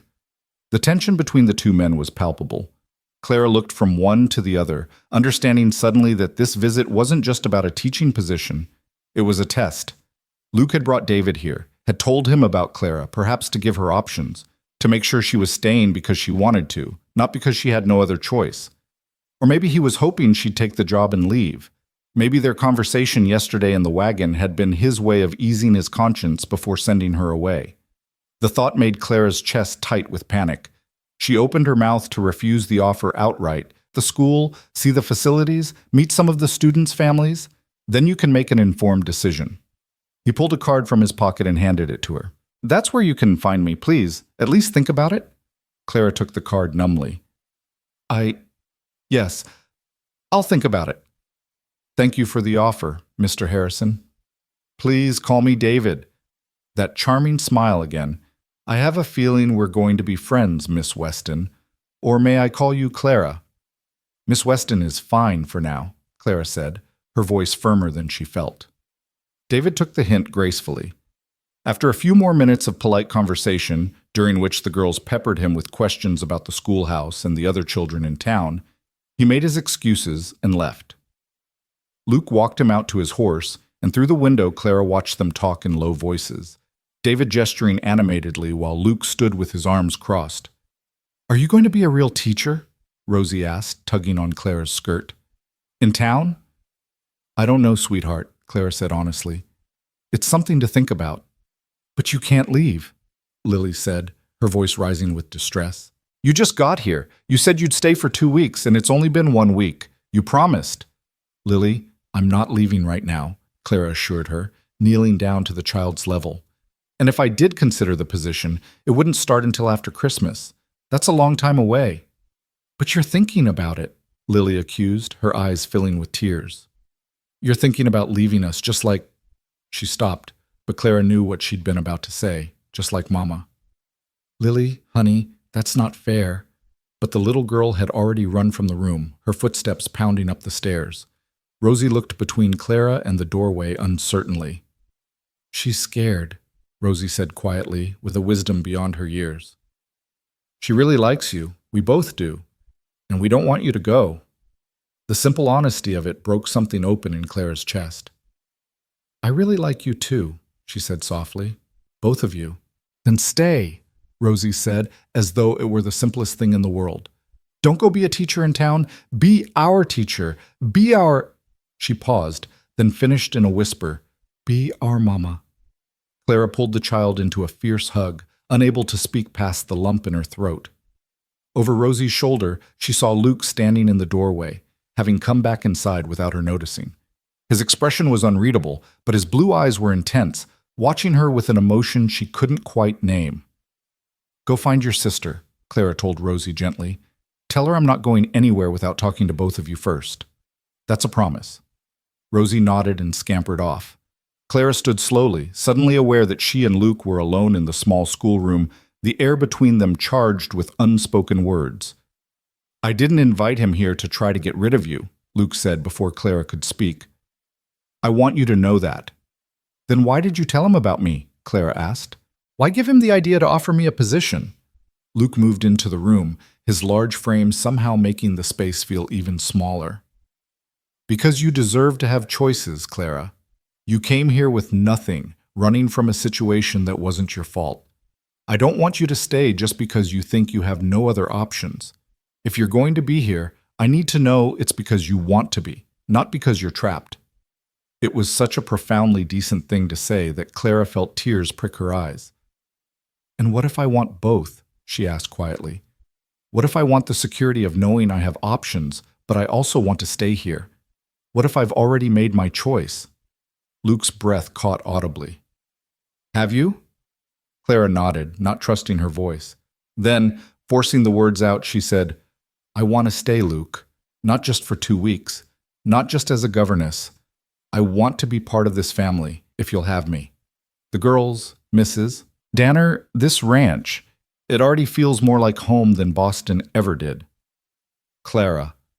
Her name was barely a whisper on his lips. He took a step toward her, then stopped himself, his hands clenching at his sides as though he wanted to reach for her but didn't dare. You need to understand what you're agreeing to. This life. It's hard. The winters are brutal, the work is endless, and the isolation can drive people mad. And the girls, they'll test you. They'll compare you to Martha, consciously or not. There'll be days when you wonder what the hell you were thinking. I know, Clara said. Mrs. Danner already warned me. But Luke, I've spent my whole life trying to fit into places where I didn't belong, trying to make myself smaller and quieter so I wouldn't be in the way. I don't want to do that anymore. Here, with you and the girls, I don't feel like I'm in the way. I feel like I matter. You do matter, Luke said roughly. More than you know. These past 2 weeks, he broke off, shaking his head. I didn't think I could feel this way again. Didn't think I wanted to. After Martha died, I told myself that was it. That I'd had my chance at happiness and lost it. That the best I could do was survive and make sure the girls were taken care of. But then you stepped off that train, and a door slammed upstairs, followed by the thunder of small feet running. Both girls burst into the schoolroom, Lily's face streaked with tears, but hopeful now. Rosie said you're staying, Lily announced breathlessly. Is it true? Are you really staying? Clara looked at Luke, a question in her eyes. He nodded almost imperceptibly, and something passed between them, an understanding, an acknowledgement that they were stepping forward into unknown territory together. Yes, Clara said, opening her arms as both girls crashed into her. I'm staying, for as long as you'll have me. The celebration that followed was chaotic and joyful. The girls danced around the schoolroom, chattering excitedly about all the things they'd do now that Miss Weston wasn't leaving. Mrs. Danner appeared in the doorway, took one look at the scene, and smiled knowingly before announcing that dinner was ready and they'd all better wash up. During the meal, the girls peppered Clara with questions about what her staying meant. Would she get her own horse? Could they show her the creek where they caught tadpoles in summer? Would she come with them to pick wild berries when the season started again? Clara answered each question patiently, feeling more settled with each passing moment. This was right. This was where she was meant to be. After dinner, Luke asked Clara to walk with him. They left the girls helping Mrs. Danner with dishes, or more accurately, helping in the way that 6-year-olds do, which mostly meant getting in the way and making the task take twice as long. Luke led Clara outside, and they walked in comfortable silence toward the horse paddock. The late afternoon sun cast everything in golden light, and the air smelled of hay and pine and the particular clean scent of the high country. Clara breathed deeply, feeling tension she didn't know she'd been carrying start to release from her shoulders. "There's something we need to discuss," Luke said finally, stopping by the fence and resting his arms on the top rail. "About the nature of your position here." Clara's stomach fluttered nervously. "All right. You said you want to be part of this family, and I meant what I said. We want you here. But Clara, I need to be honest with you about what I'm able to offer." He turned to face her fully, his expression serious. "I can't promise you romance. I can't promise that I'll fall in love with you the way I loved Martha. That kind of lightning doesn't strike twice for most people." The words should have hurt, but Clara had known they were coming. She'd seen the way Luke looked at Martha's photograph, heard the pain in his voice when he spoke of her. She nodded for him to continue. "But," Luke said, and his voice softened, "I can promise you respect, partnership, a real home, not just a position. And in time, if we both find our way there." He paused, choosing his words carefully. "There are different kinds of love, Clara. The passionate, all-consuming kind I had with Martha, yes. But there's also the steady kind, built on mutual respect and shared purpose and genuine affection. That kind of love might not burn as bright, but it burns longer. It's the kind that survives hard winters and difficult times." Clara considered his words, turning them over in her mind. He was offering her honesty, at least. No false promises of romance or declarations he couldn't back up. Just the truth of what he could and couldn't give. "I can live with that," she said finally. "Luke, I'm not asking you to forget Martha or to love me the way you loved her. I'm just asking for a place to belong, for a chance to build something real, even if it looks different from what either of us imagined." Relief flooded Luke's face. "Then we understand each other." "We do." Clara paused, then asked the question that had been nagging at her. "But what exactly are you proposing? Am I to remain the governess indefinitely, or are you suggesting something else?" Luke's ears turned red, visible even in the fading light. "I suppose I should have been clear about that. Clara, I'm asking if you'd consider marrying me, not right away," he added quickly, seeing her eyes widen. "We barely know each other, and you deserve time to be sure. But eventually, when you're ready, I'd like to make this official. Give you the protection of my name, make you the girl's legal mother. It's the practical thing to do, and it's what people will expect if you're living here permanently. Marriage." The word hung between them, heavy with implication. It was what Clara had come west for in the first place, what she'd expected from James Patterson. But this was different. This was a man she'd met less than 2 weeks ago, asking her to bind her life to his, not out of passion or romance, but out of practical necessity and genuine affection. It should have felt cold, clinical. Instead, it felt right. "I'll need time," Clara said slowly. "Time to be sure this is what I want. Time for the girls to adjust to having me here. Time for both of us to know we're making the right choice." "Of course," Luke agreed. "Take all the time you need. There's no rush. For now, you can stay on as governess, and we'll see how things develop." He held out his hand. "Partners?" Clara took his hand, feeling the calluses from years of ranch work, the strength in his grip. "Partners," she agreed. They shook on it solemnly, and then Luke surprised her by pulling her into a brief, careful hug. It was the first time he'd touched her beyond helping her in and out of the wagon, and Clara was startled by how right it felt, his solid warmth, the smell of leather and horses and soap that clung to him. When he released her, they were both slightly flustered. "We should head back," Luke said. "Mrs. Danner will be wondering where we've gotten to." As they walked back to the house side by side, Clara felt something she hadn't experienced since childhood: genuine contentment. She'd found a place to belong, people who wanted her, a future that held promise even if it wasn't the fairy tale she'd once imagined. And maybe, just maybe, that was enough. The next few weeks passed in a blur of autumn activity. The lessons with the girls progressed beautifully. Both children were reading simple stories now, their handwriting improving daily. Clara established routines and expectations, finding that the girls thrived with structure. They still had their wild moments, still occasionally tested boundaries, but they were also eager to please and hungry for praise.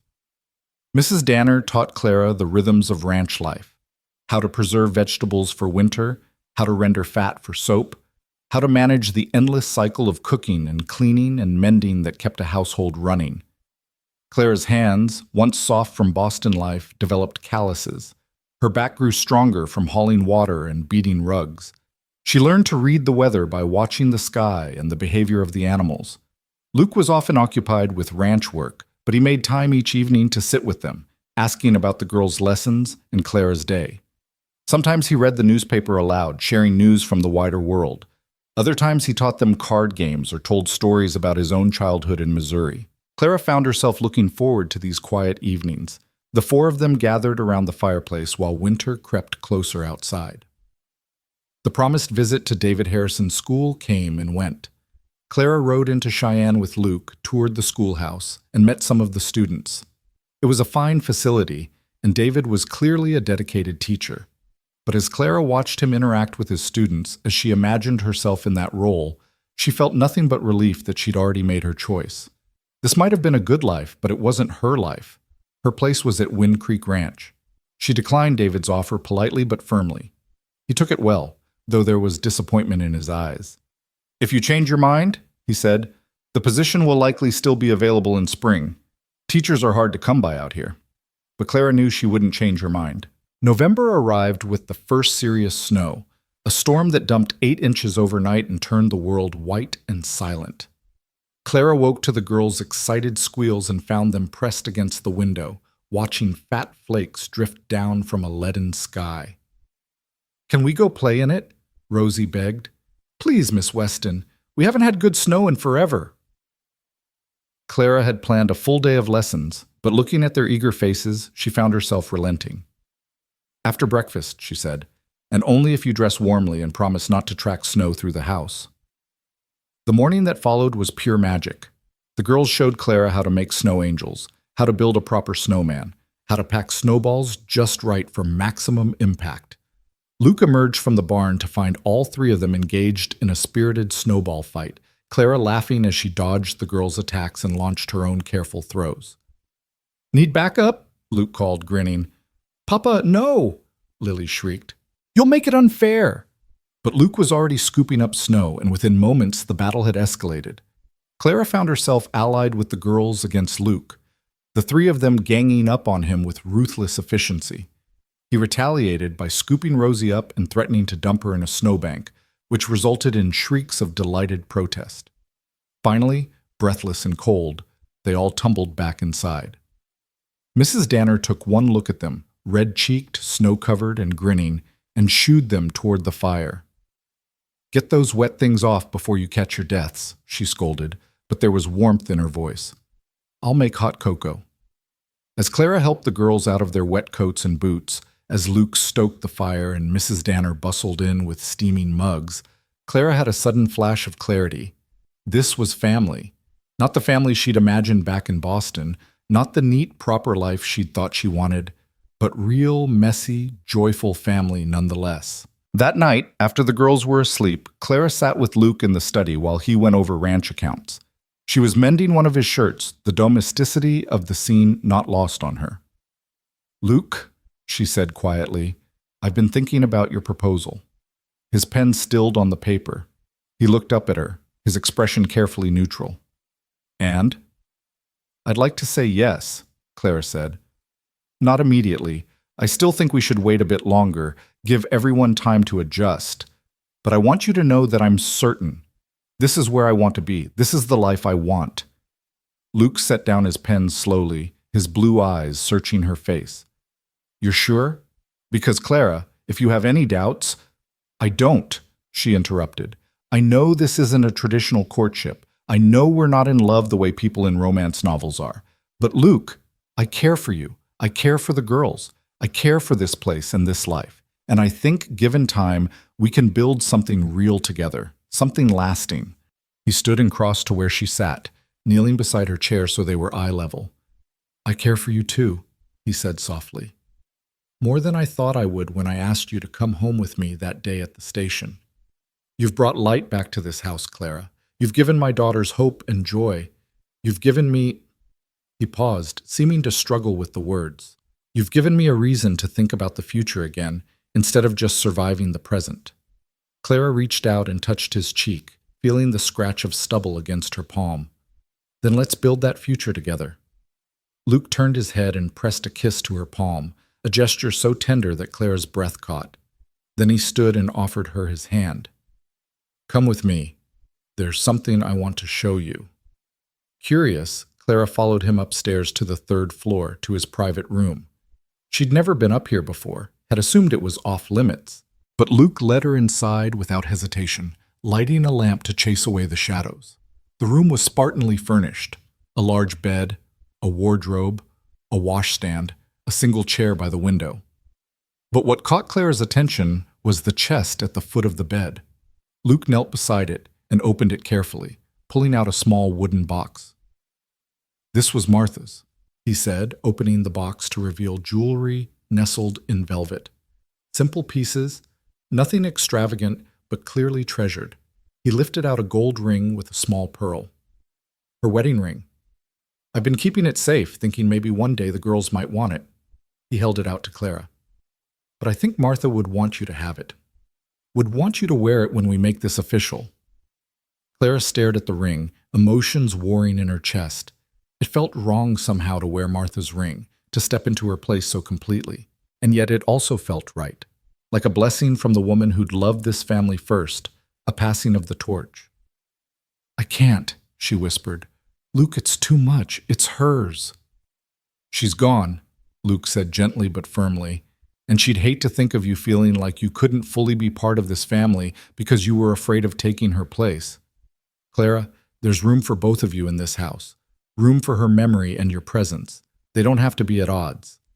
Clara took the ring with trembling fingers, holding it up to the lamplight.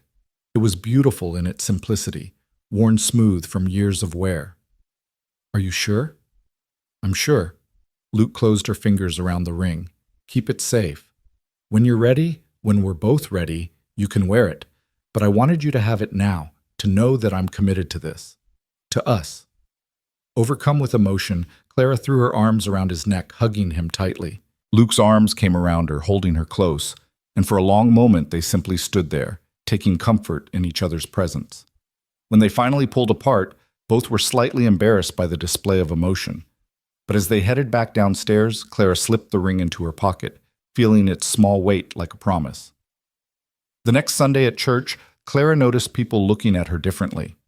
Word had spread, as it always did in small communities, that she'd declined the teaching position in town and was staying at Wind Creek Ranch permanently.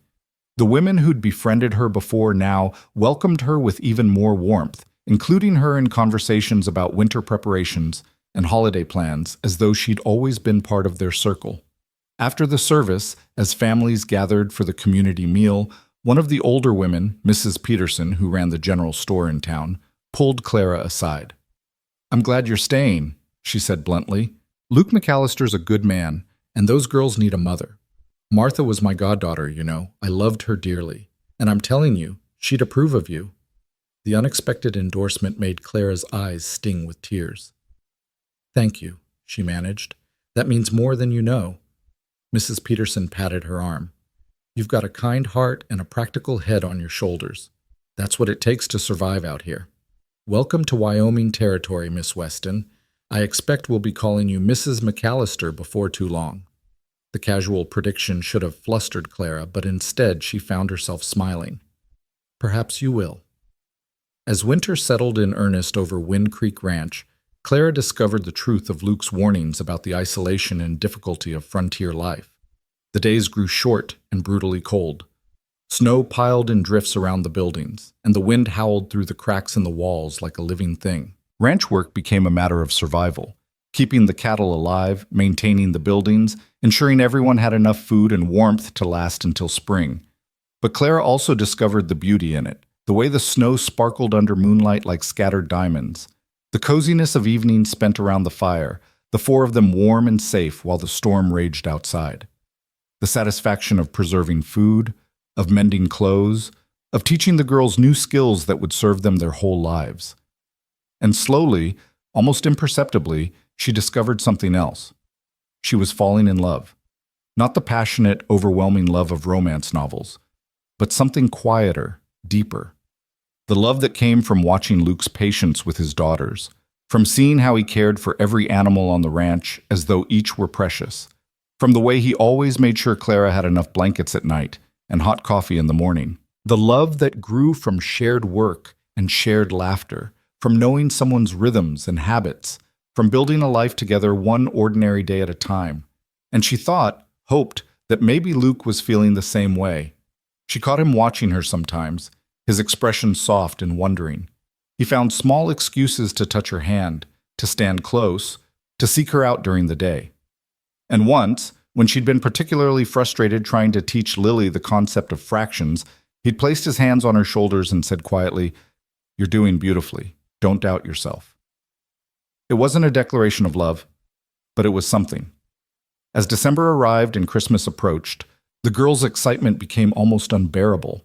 They asked constantly what Clara thought they might receive, what treats Mrs. Danner might bake, whether it would snow on Christmas Day.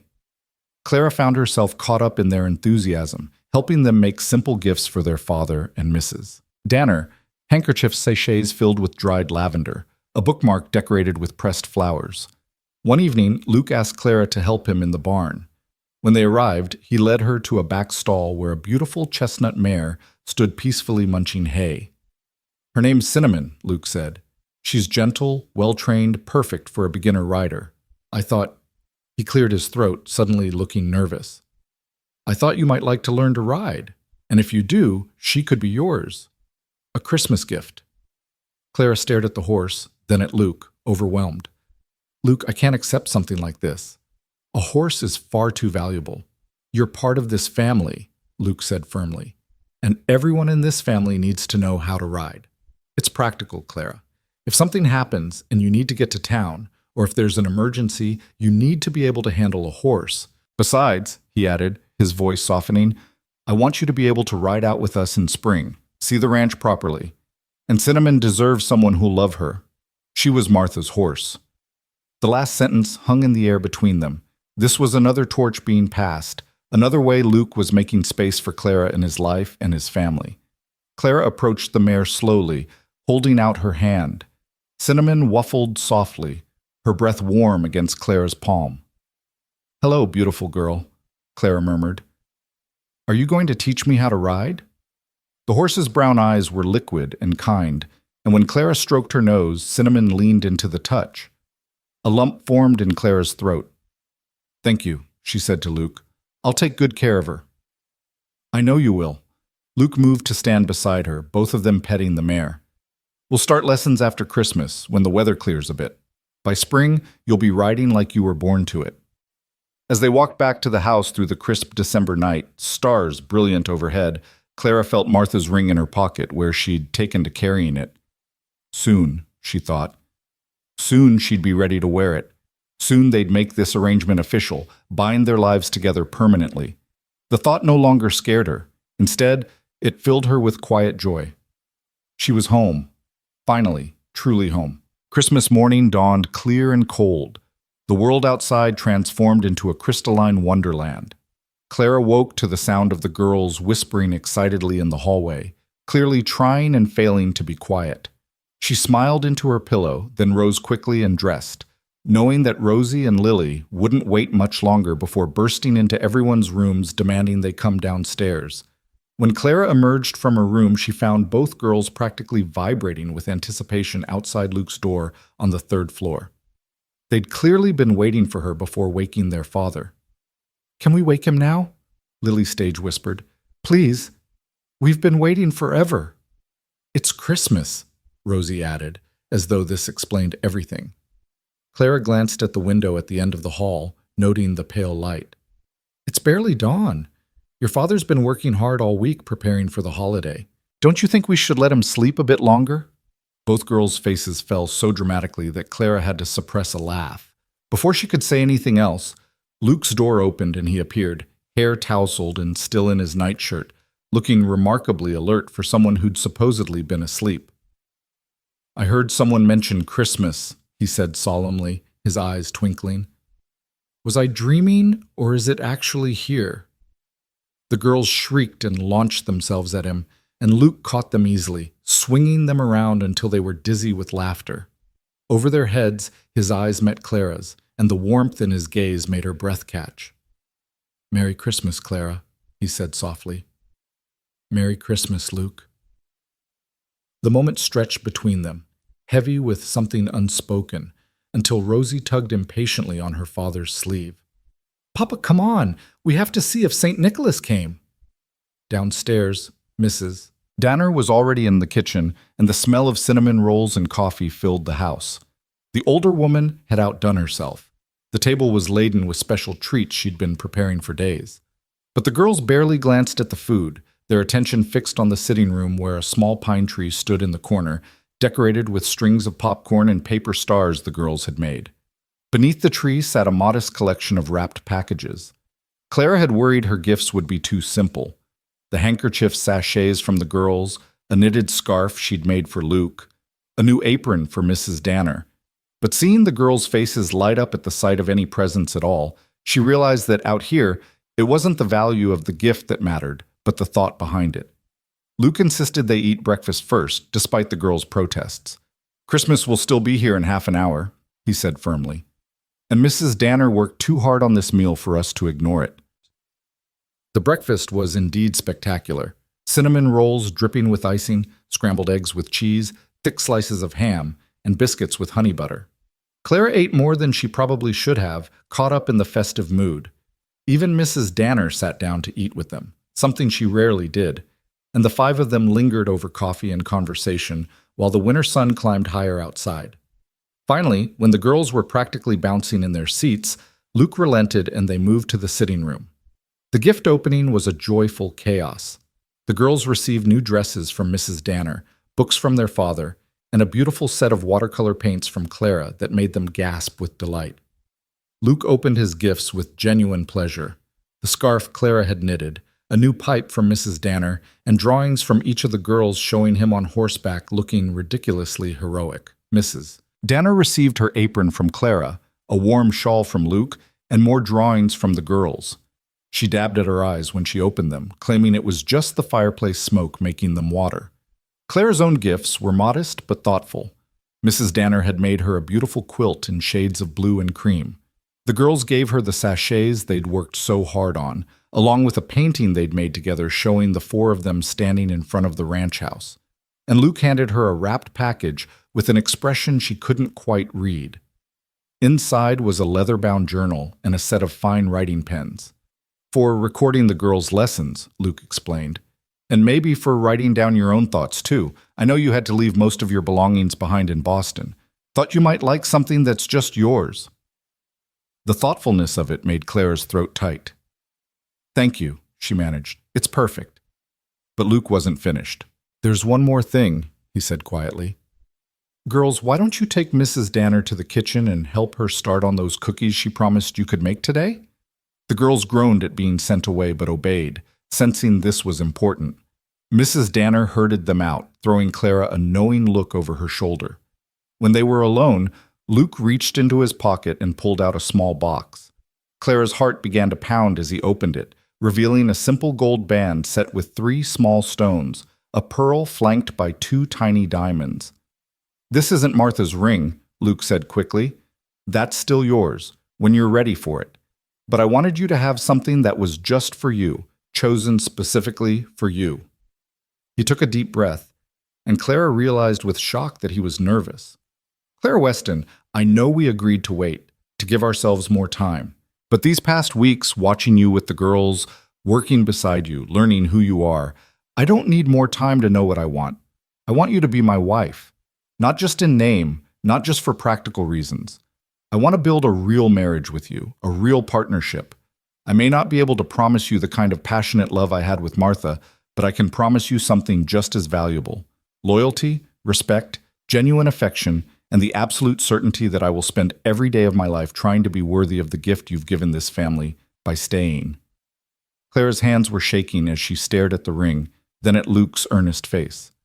This wasn't the proposal she'd imagined back in Boston when she'd dreamed of marriage.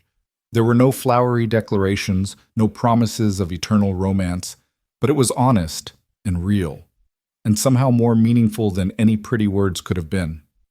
"Yes," she whispered. "Yes, Luke, I'll marry you." The smile that broke across his face was brilliant, transforming him from the serious, grief-worn rancher into someone younger, lighter. He took her hand carefully and slipped the ring onto her finger.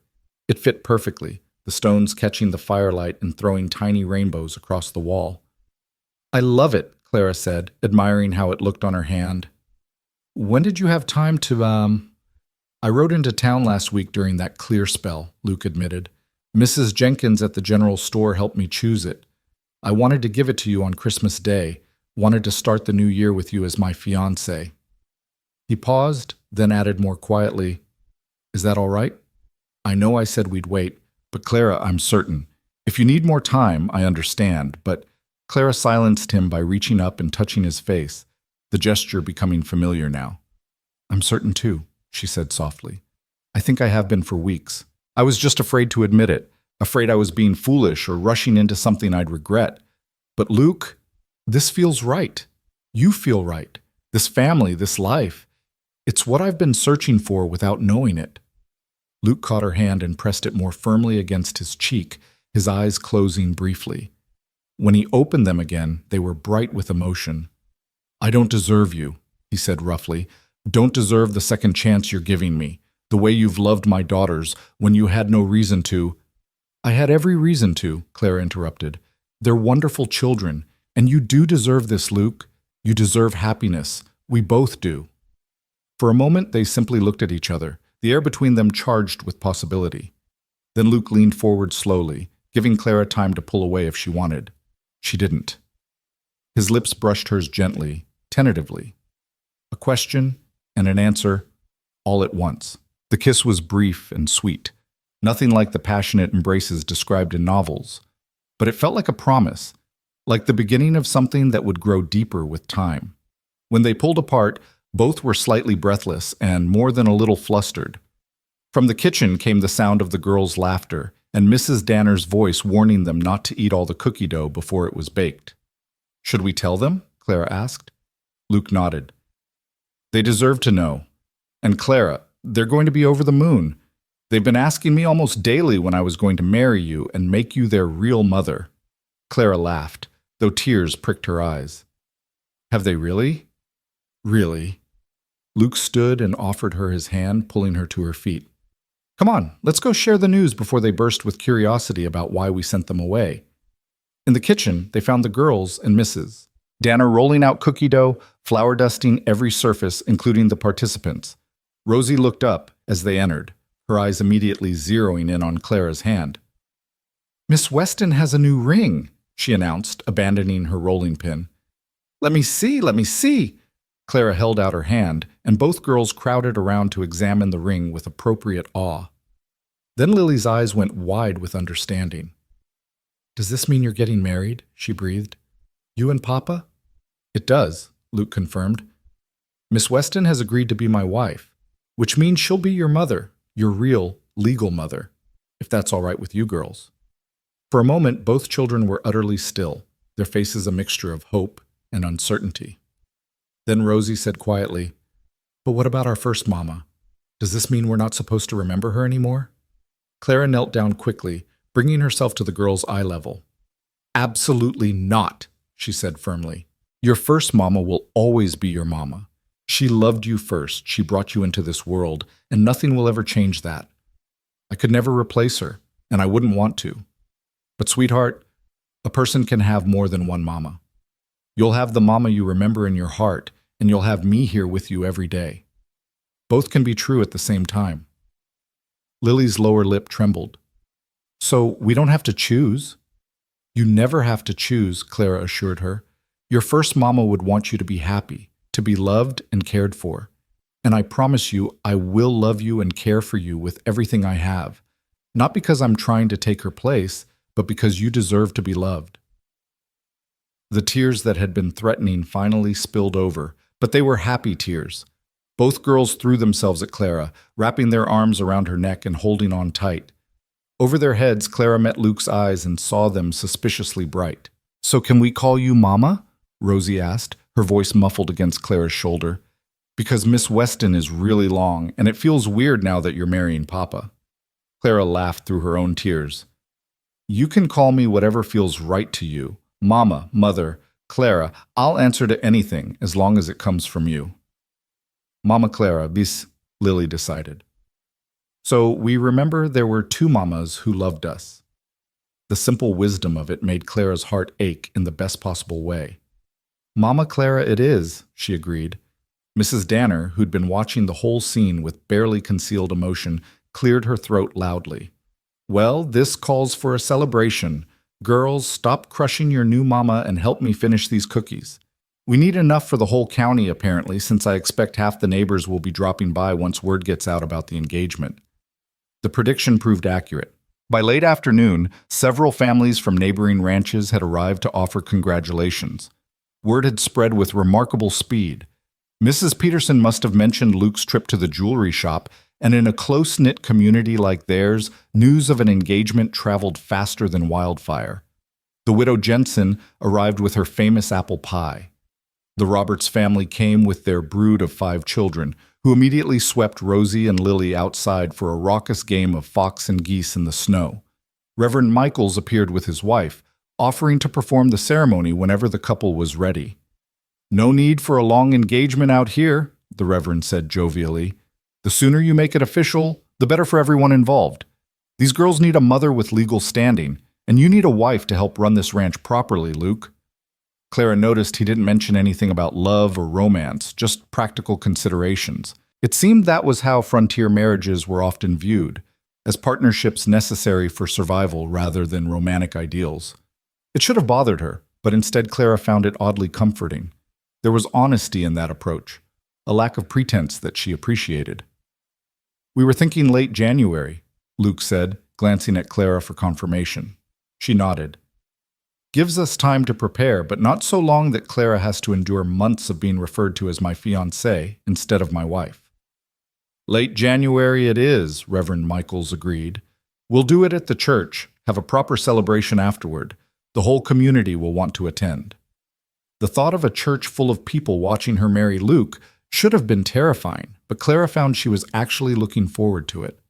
These people had welcomed her, had accepted her despite her rocky arrival in Wyoming territory.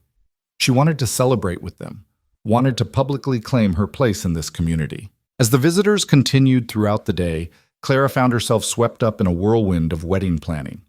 The women had opinions about everything: what she should wear, what food should be served, whether there should be dancing afterward.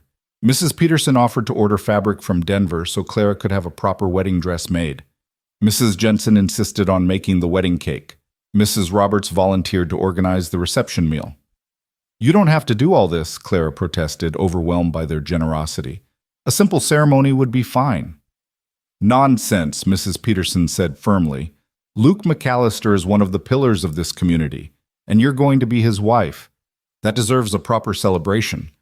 Besides, dear, we haven't had a good wedding in months. Let us fuss. By the time the last visitors left in the early evening, Clara was exhausted but happy. The girls had worn themselves out playing and were already drooping over their supper. Mrs. Danner shooed everyone off to bed early, claiming she needed peace and quiet to clean up the chaos of the day's celebrations. Clara helped tuck the girls into bed, reading them their bedtime story while they fought to keep their eyes open. When she finished, Rosie reached up and touched Clara's cheek sleepily. Best Christmas ever, she murmured. We got a new mama. The simple statement made Clara's eyes sting with tears for what felt like the 100th time that day. She kissed both girls' foreheads and whispered goodnight, then slipped out into the hallway where Luke was waiting. They're asleep, he asked. Almost. It was a big day for them. For all of us. Luke gestured toward the stairs. Walk with me? I know it's cold, but I could use some air. They bundled into coats and stepped out onto the porch. The night was clear and brutally cold, their breath-forming clouds in the frigid air. Above them, stars blazed in such profusion that Clara felt dizzy looking up at them. I used to come out here after Martha died, Luke said quietly, staring up at the sky. Couldn't sleep most nights, so I'd stand here and look at the stars and try to understand why God would take her when we needed her so much. The girls were only 4 years old. They needed their mother. I needed my wife. It felt cruel, senseless. Clara waited silently, understanding he needed to say this. I never got an answer, Luke continued. Never understood why it happened. But standing here tonight, with you wearing my ring, with my daughters calling you Mama, I wonder if maybe this was always how it was supposed to go. If Martha had to leave so you could find your way to us. He turned to look at Clara, his face serious in the starlight. I know that sounds terrible, like I'm saying her death was meant to happen, or that I'm glad it did. That's not what I mean. I know what you mean, Clara said softly. You're saying that sometimes terrible things happen, but good can still come from them. That doesn't make the terrible things less terrible, but it means they're not the end of the story. Exactly. Luke's shoulders relaxed slightly. I'll always love Martha, always miss her. But Clara, I'm genuinely happy tonight, not just grateful or content, but actually happy. And I don't think Martha would begrudge me that. I think she'd be glad the girls have you, that I have you. Clara moved closer to him, and Luke wrapped an arm around her shoulders, pulling her against his side for warmth. They stood like that for a long time, looking up at the infinite stars, neither feeling the need to fill the silence with words. The weeks leading up to the wedding passed in a blur of preparation. The fabric Mrs. Peterson ordered arrived, and Clara spent her evenings sewing her wedding dress with help from Mrs. Danner and several of the neighboring women who would arrive unannounced to assist. The dress was simple but lovely, dove gray rather than white, practical enough to be worn again for church or special occasions. Clara embroidered small flowers along the collar and cuffs, her stitches neat and even. The girls were beside themselves with excitement, chattering constantly about the wedding and what it would mean. They helped Clara practice her vows, played wedding with their dolls, and drove Mrs. Danner to distraction with their endless questions about every aspect of the celebration. Luke seemed more nervous as the date approached.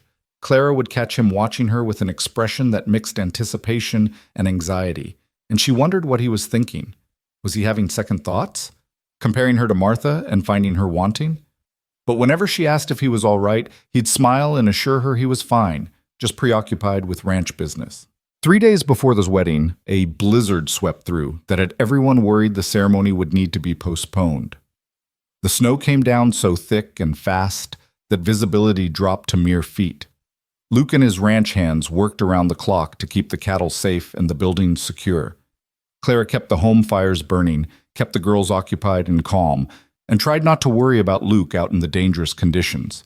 When he finally stumbled in late on the second night, half frozen and exhausted, Clara had hot water ready for him to wash and warm food waiting.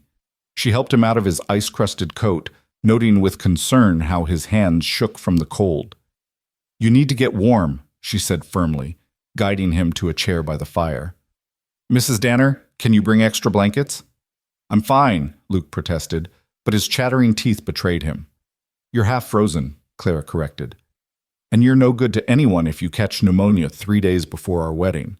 Despite his exhaustion, Luke managed a smile at that. "Wouldn't want to miss my own wedding." "Then let me take care of you." Clara knelt and began unlacing his boots, pulling off the frozen leather carefully. His feet were like ice even through his thick socks.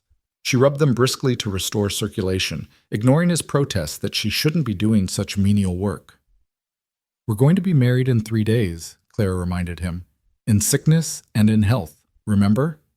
I might as well start practicing now." Luke's expression softened, and he reached down to touch her hair gently. "How did I get so lucky?" he murmured. "Finding you at that train station, it was the best thing that ever happened to me." The words, so simply stated, made Clara's heart swell. "I'm the lucky one," she said quietly. "You gave me a home when I had nothing, a family when I was alone, A future when I thought mine was over. Then we're both lucky, Luke decided. He pulled her up and into his lap, wrapping his arms around her despite Mrs. Danner's scandalized clearing of her throat from the doorway. God, you feel warm. Clara laughed and let herself relax against him, sharing her warmth.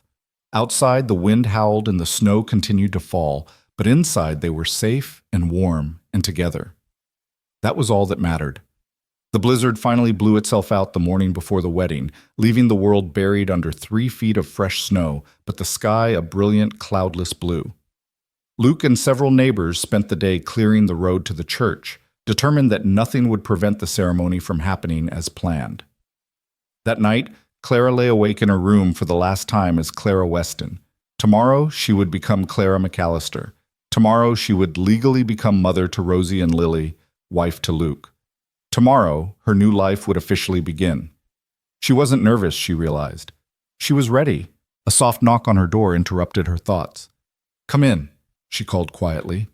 The door opened to reveal both girls in their nightgowns, their faces solemn in the lamplight. "We couldn't sleep," Lily said. "Can we stay with you, just for tonight?" Clara didn't hesitate. "Of course, come here." The girls scrambled into her bed, snuggling close on either side of her. Clara put her arms around them, holding them tight.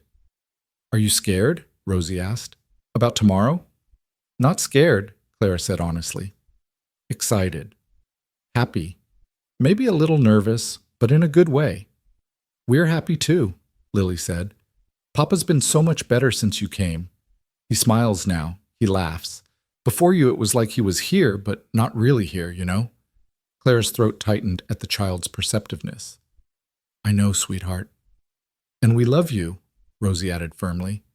"We know you're not our first mama, but you're our mama now, and we love you so much." "I love you too," Clara whispered, her voice breaking. "Both of you, so very much." They lay together in the quiet darkness, and eventually the girls' breathing deepened into sleep. Clara held them close, these 2 precious children who'd become hers so unexpectedly, and felt gratitude wash over her in waves. Tomorrow she would marry Luke McAllister. Tomorrow she would become the mother these girls needed. Tomorrow she would start building the life she'd traveled so far to find, and she couldn't wait. The morning of the wedding dawned clear and cold, the world sparkling under its fresh blanket of snow. Clara rose early, careful not to wake the girls who'd spent the night in her bed, and found Mrs. Danner already preparing a special breakfast. "Today's the day," the housekeeper said, her eyes suspiciously bright. "Are you ready?" "I am," Clara said simply, and meant it with every fiber of her being. The hours before the ceremony passed in a flurry of activity. The women arrived to help Clara dress and arrange her hair. The girls were outfitted in new dresses Mrs. Danner had made, matching blue velvet that brought out the color of their eyes.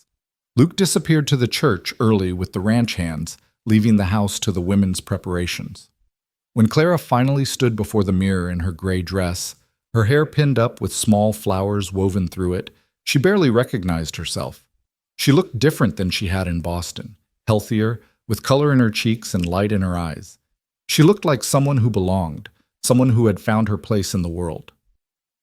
"You're beautiful," Mrs. Danner said gruffly, dabbing at her eyes. "Luke's going to forget how to breathe when he sees you." The ride to the church seemed to take both forever and no time at all. The small building was packed with people, ranchers and their families from all over the county, all dressed in their Sunday best.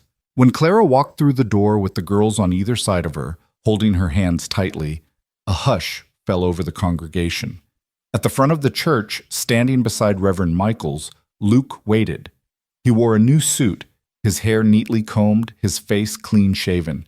And when his eyes found Clara's, the expression on his face made her breath catch. He looked at her like she was something precious, something miraculous, something worth waiting for.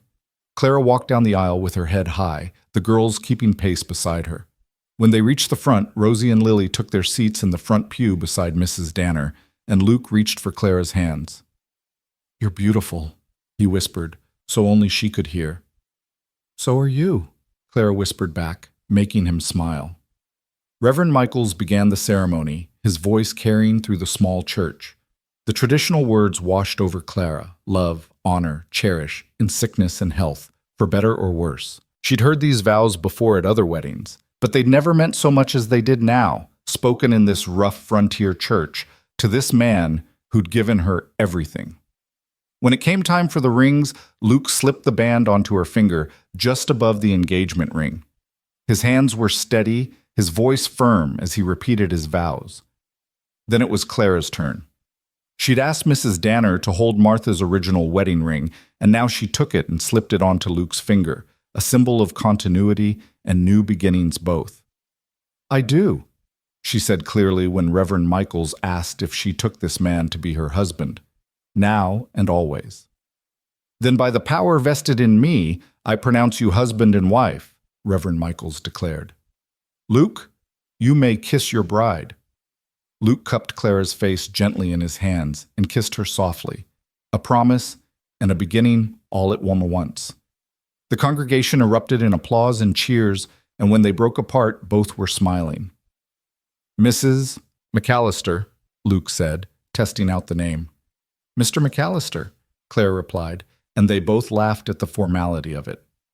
The celebration that followed was joyous and chaotic.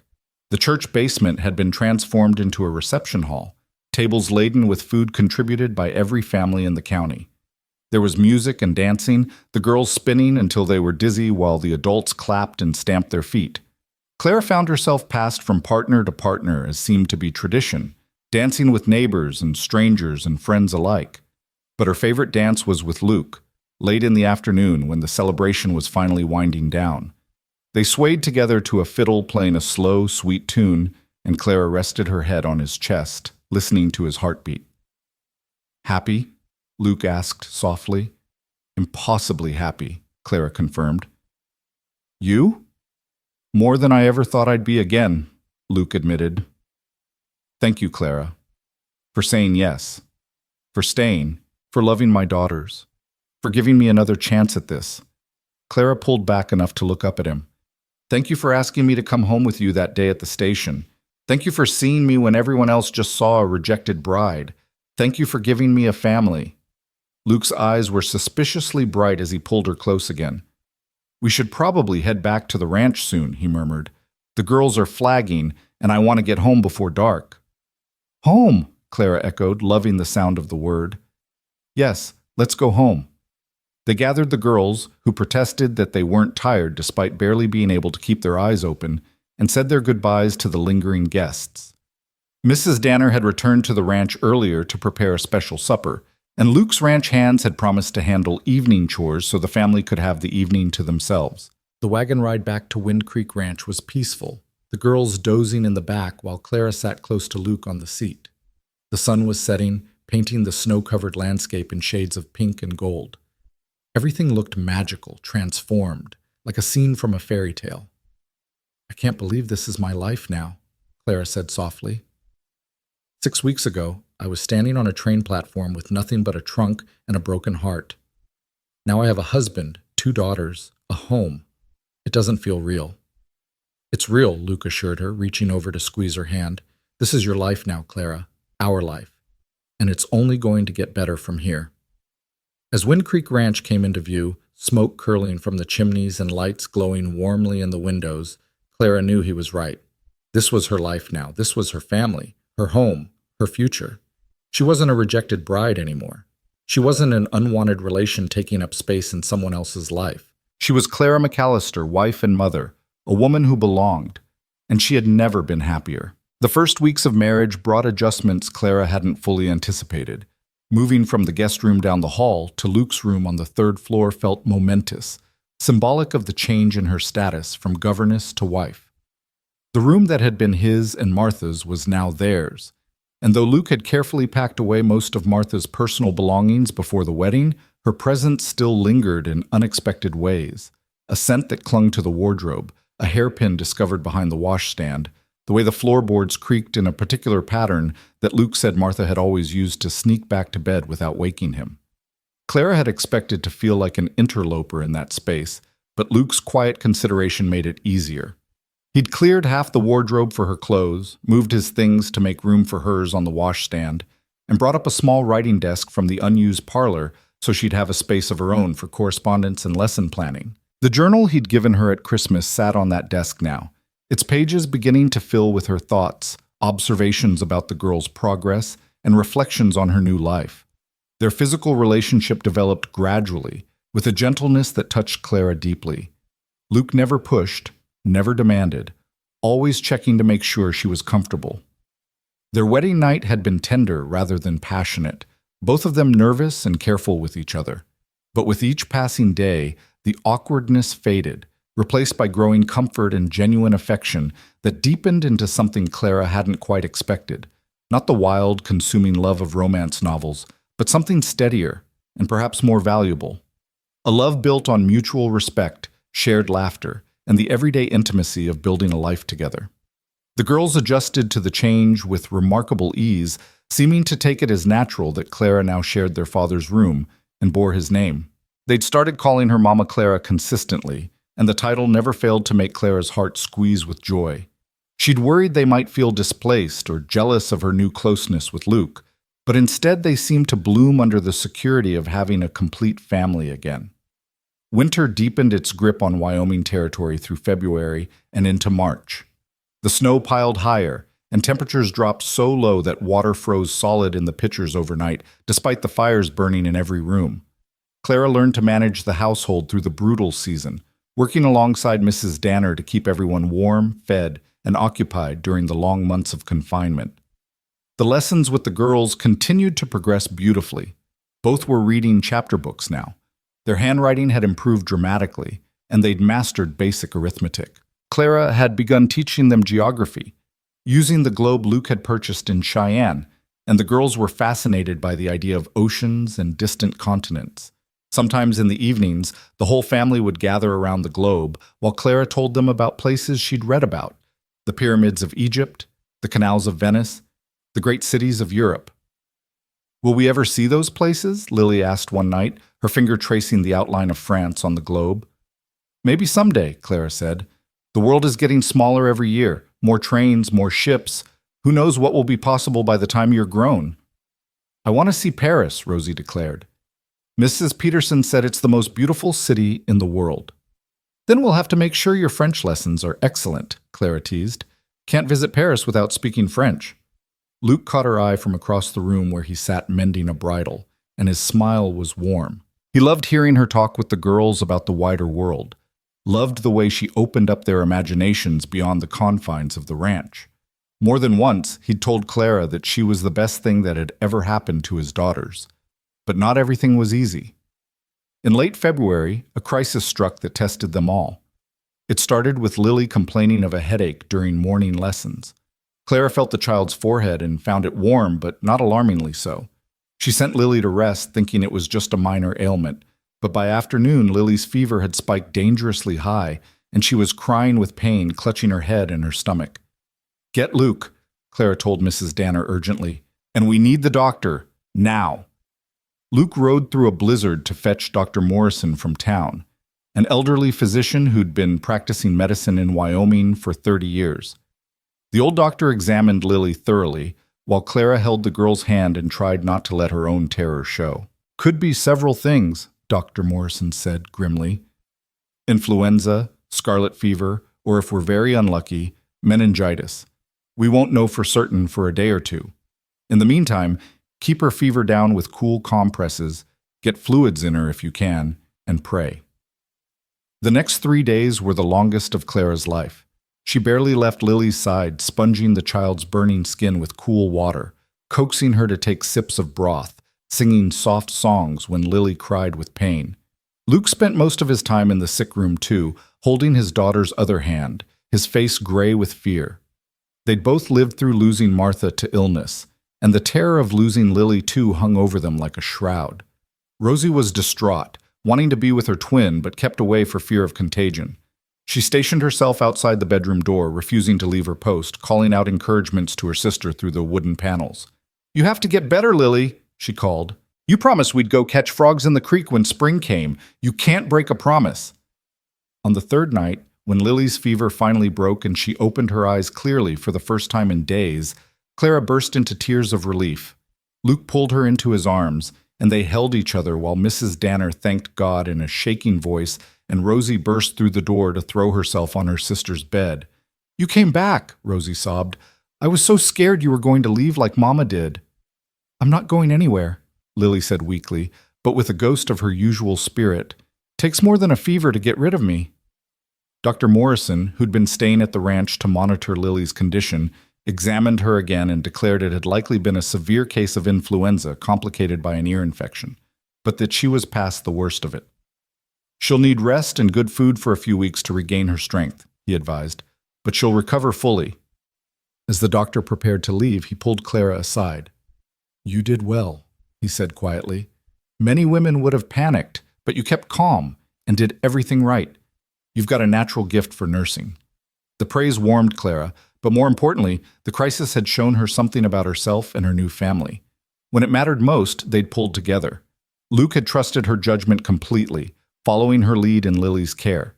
Mrs. Danner had supported her without question, and Clara had discovered a strength she hadn't known she possessed: the fierce, protective love of a mother willing to fight heaven itself to keep her child safe. "I love them," she told Luke later that night, as they finally collapsed into their own bed after 3 days of barely sleeping. "Not just the girls, though God knows I love them with everything in me. But Luke, I love you too. I didn't expect it to happen so quickly, but it has. This isn't just a practical arrangement anymore. This is real." Luke rolled to face her in the darkness, his hand finding hers. "I love you too," he said, and his voice was rough with emotion. "I didn't think I could feel this way again. Thought that part of me died with Martha. But Clara, you've brought me back to life. These past months with you, they've been a gift I didn't think I deserved." "We both deserve this," Clara said firmly.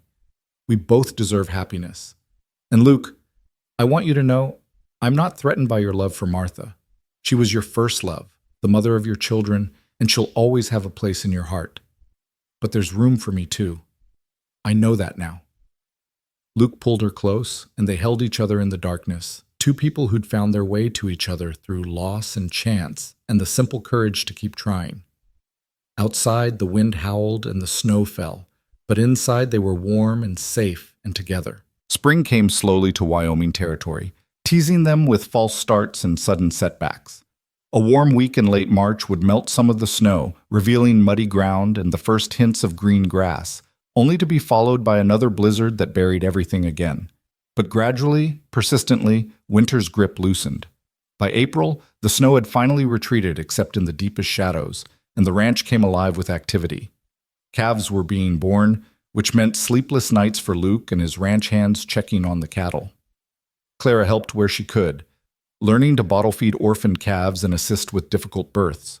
The work was messy and exhausting, but there was something deeply satisfying about helping bring new life into the world. The girls were allowed outside again after months of confinement, and they ran wild with joy, reacquainting themselves with their favorite haunts around the ranch. Clara often watched them from the porch, marveling at their energy and resilience. Lily had recovered completely from her illness, showing no lingering effects, except perhaps being slightly more cautious than her sister, which was probably no bad thing. True to his Christmas promise, Luke began teaching Clara to ride. Cinnamon proved to be as gentle and patient as he'd promised, tolerating Clara's initial nervousness and clumsy attempts at controlling the reins. The first few lessons were exercises in humiliation. Clara had never realized how difficult it was to stay balanced on a moving horse, or how much her legs would ache afterward. But Luke was an excellent teacher, patient and encouraging, never laughing at her mistakes. "You're doing beautifully," he told her after a particularly successful lesson where she'd managed to trot without bouncing around like a sack of potatoes. "Another few weeks, and you'll be ready to ride out with me to check the herd." The idea thrilled Clara. She wanted to see the full extent of Wind Creek Ranch, wanted to understand the land that was now hers as much as Luke's. And there was something liberating about being on horseback, about the sense of freedom it gave her. One warm afternoon in late April, Luke surprised her by suggesting they take a ride together, just the two of them. Mrs. Danner would watch the girls for a few hours, and they could explore the northern section of the ranch that Clara hadn't yet seen. They rode out side by side, Clara on Cinnamon and Luke on his big bay gelding, Duke. The landscape was transforming rapidly now. Wildflowers dotted the hillsides in splashes of yellow and purple. The grass was growing thick and green, and birds filled the air with their songs. The sky stretched overhead in endless blue, dotted with white clouds that drifted lazily. Luke led her to a spot he called Eagle Ridge, a high point that overlooked much of the ranch. From there, Clara could see the ranch house nestled in its valley, the cattle scattered across the pastures like brown and black dots, and in the distance, the mountains still white-capped with snow. "This is beautiful," Clara breathed, dismounting carefully and walking to the edge of the overlook. "I had no idea the ranch was this large." 3,000 acres, Luke said, coming to stand beside her. "My father homesteaded the original section when I was just a boy. After he died, I bought the adjacent parcels bit by bit, building it up to what it is now. It's not the biggest spread in the territory, but it's ours. And now it's yours too." Clara turned to look at him, seeing the pride in his face as he surveyed his land. "Do you ever regret not going back east?" she asked. "You could have had an easier life in a city." Luke shook his head. "Never. This land, it gets in your blood. The freedom of it, the challenge. Every year brings new obstacles to overcome, new problems to solve. But when you succeed, when you see your herd healthy and your family thriving, there's no feeling like it." He paused, then added more quietly, "I'm glad you're here to share it with me, Clara. It means more, somehow, having someone who understands what this place represents." "I'm glad I'm here too," Clara said, and she meant it with every fiber of her being. 6 months ago, she'd been a woman with no prospects and no future. Now she stood on a windswept ridge overlooking land that stretched to the horizon, married to a man she loved, mother to 2 precious children, part of a community that had welcomed her. Her life bore no resemblance to what she'd planned, but it was infinitely better than anything she could have imagined. Luke stepped closer and put his arm around her waist, and they stood together looking out over Wind Creek Ranch.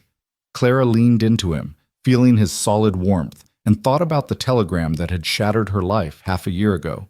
Marriage arrangement terminated. At the time, it had felt like the end of everything. Now she understood it had been the beginning. In May, Clara discovered she was pregnant. The realization came gradually. The fatigue she'd attributed to spring work, the queasiness she'd blamed on something she ate, the way her monthly courses had ceased. When she finally confided her suspicions to Mrs. Danner, the older woman took one look at her and smiled knowingly. "I was wondering when you'd figure it out," Mrs. Danner said. "I've been through enough pregnancies with Martha and other women on nearby ranches to recognize the signs. How far along do you think you are?" "Maybe 2 months?" Clara said, still trying to wrap her mind around it. A baby. She was going to have a baby. Luke's baby. "Should I tell him, or wait until I'm more certain?" "Tell him," Mrs. Danner advised. "That man deserves to know he's going to be a father again. And Clara, he's going to be over the moon." Mrs. Danner was right. When Clara told Luke that evening after the girls were in bed, his face transformed. He pulled her into his arms with a gentleness that made her eyes sting with tears. "A baby," he whispered against her hair. "Our baby. Clara, are you happy about this? I know we didn't plan—" "I'm thrilled," Clara interrupted, laughing through her tears, terrified but thrilled. "Luke, we're going to have a child together. I never thought, after everything that happened, I'd given up on the idea of having children of my own. And now you're going to be a mother 3 times over," Luke finished. He pulled back to look at her face, his own eyes bright with emotion. When will the baby come?" "If my calculations are right, sometime in December or early January," Clara said. "Right around Christmas, perhaps." "Best Christmas present I could ask for," Luke said, then kissed her thoroughly, his joy palpable. They told the girls at breakfast the next morning, unsure how they'd react to the news of a new sibling. But Rosie and Lily surprised them by being ecstatic. "A baby!" Rosie squealed. "Can it be a girl? I want a sister." "I want to teach it things," Lily added eagerly, "like how to read and catch frogs and make snow angels." "The baby won't be able to do any of that for a while," Clara cautioned, laughing at their enthusiasm. "Newborns are very small and helpless. They need a lot of care and attention." "We'll help," Rosie promised solemnly. "We'll be the best big sisters ever." As Clara's pregnancy progressed through the summer months, she found herself marveling at how her body changed to accommodate new life. She'd seen pregnant women before, of course, but experiencing it herself was entirely different. Mrs. Danner and the neighboring women offered endless advice, some helpful and some contradictory, but all given with genuine care. The pregnancy was mercifully easy. After the first months of fatigue and nausea passed, Clara felt better than ever. She continued teaching the girls their lessons, though she had to modify some activities as her body grew unwieldy. She helped Mrs. Danner with household tasks, though the older woman increasingly shooed her away from anything too strenuous. And she spent long evenings with Luke on the porch, his hand resting on her swelling belly, both of them lost in wonder at the life growing between them. "Have you thought about names?" Luke asked one night in late August, when the baby's movements had become strong enough to feel from the outside. "Some," Clara admitted. "If it's a girl, I was thinking maybe Grace, and if it's a boy—" She paused, then said carefully, "What was your father's name?" "Samuel," Luke said, surprised. "Sam for short. Why?" "I'd like to honor him," Clara said. "He built this ranch, created this legacy. If we have a son, I'd like to call him Samuel Luke, if that's all right with you." Luke's eyes grew suspiciously bright. "He would have loved that," he said roughly. "Would have loved you too. You're exactly the kind of strong woman he always said was needed to survive out here." As autumn painted the hills in shades of gold and crimson, Claire felt herself settling deeper into her role as wife, mother, and partner in the ranch. She'd learned so much over the past year: how to read weather signs, how to preserve food for winter, how to manage a household in an isolated location, how to be part of a community. But more than skills, she'd learned about herself. She was stronger than she'd known, braver than she'd imagined, capable of love she hadn't thought possible. The neighboring women threw her a small celebration in October, gathering at the ranch with gifts for the coming baby. Tiny gowns they'd sewn, soft blankets they'd knitted, practical items like nappies and receiving cloths. Clara was overwhelmed by their generosity and the way they'd truly accepted her as one of their own. "You've done well here," Mrs. Peterson told her, as the women sat together in the sunshine, their hands busy with needlework. "When Luke brought you home last year, there were some who wondered if a city girl could manage ranch life. But you've proved yourself 10 times over. You're one of us now, Clara." The simple statement meant more than any fancy words could have. She'd found her place, her people, her purpose. November brought the first serious snows, and Clara began preparing in earnest for the baby's arrival. Dr. Morrison came out to check on her, pronouncing her healthy and the baby well-positioned. He promised to come as soon as Luke sent word that her labor had begun, weather permitting, but also made sure Mrs. Danner knew what to do in case he couldn't make it through a storm. "Babies come on their own schedule," he said cheerfully, "and they don't much care about blizzards or inconvenient timing." The waiting became harder as December approached. Clara was huge now, uncomfortable, unable to sleep properly, and ready for the pregnancy to be over. Luke treated her like she was made of glass, which was sweet but occasionally frustrating. The girls hovered protectively, bringing her cushions and cups of tea and reading to her to keep her entertained. "I feel like a beached whale," Clara complained to Mrs. Danner one afternoon when even simple tasks left her breathless. "Won't be much longer now," Mrs. Danner assured her. "Baby's dropped. You're carrying lower than you were last week. Could be any day." Any day turned out to be December 18th in the middle of a snowstorm. Clara woke just before dawn with the first contractions, mild but unmistakable. She lay quietly for a moment, not wanting to wake Luke unnecessarily if this was false labor. But when another contraction came 15 minutes later, she knew it was time. "Luke," she said softly, shaking his shoulder. "The baby's coming." Luke was instantly awake, his eyes going wide with a mixture of excitement and panic. "Now? Are you sure? Should I get Dr. Morrison?" "Not yet," Clara said, surprisingly calm. "The contractions are still far apart, but you should probably alert Mrs. Danner. And Luke, try not to panic. Women have been doing this since the beginning of time." "Martha panicked," Luke said, already pulling on his clothes. "Both times. She was terrified of childbirth." Clara saw the shadow cross his face, the memory of loss. She reached for his hand. "I'm not Martha," she said gently, "and this isn't the same situation. I'm going to be fine, and so is the baby. Luke kissed her fiercely. You'd better be. I just found you. I'm not losing you now. The day that followed was long and exhausting. Mrs. Danner took charge immediately, her calm competence a blessing. The girls were sent to stay with the ranch hands in the bunkhouse, much to their disappointment, but Clara didn't want them frightened by her pain. Luke sent one of the hands to fetch Dr. Morrison, but as the storm intensified, it became clear the doctor might not make it through. Doesn't matter, Mrs. Danner said firmly. I've helped birth dozens of babies. We'll manage fine. And they did. As the day wore on and the contractions grew stronger, Clara found herself drawing on reserves of strength she hadn't known she possessed. Luke stayed with her despite Mrs. Danner's suggestion that he might prefer to wait downstairs, as was traditional. He held Clara's hand, wiped her forehead with cool cloths, murmured encouragements when the pain grew overwhelming. You're doing so well, he told her during a particularly difficult contraction. So strong, so brave. I'm in awe of you.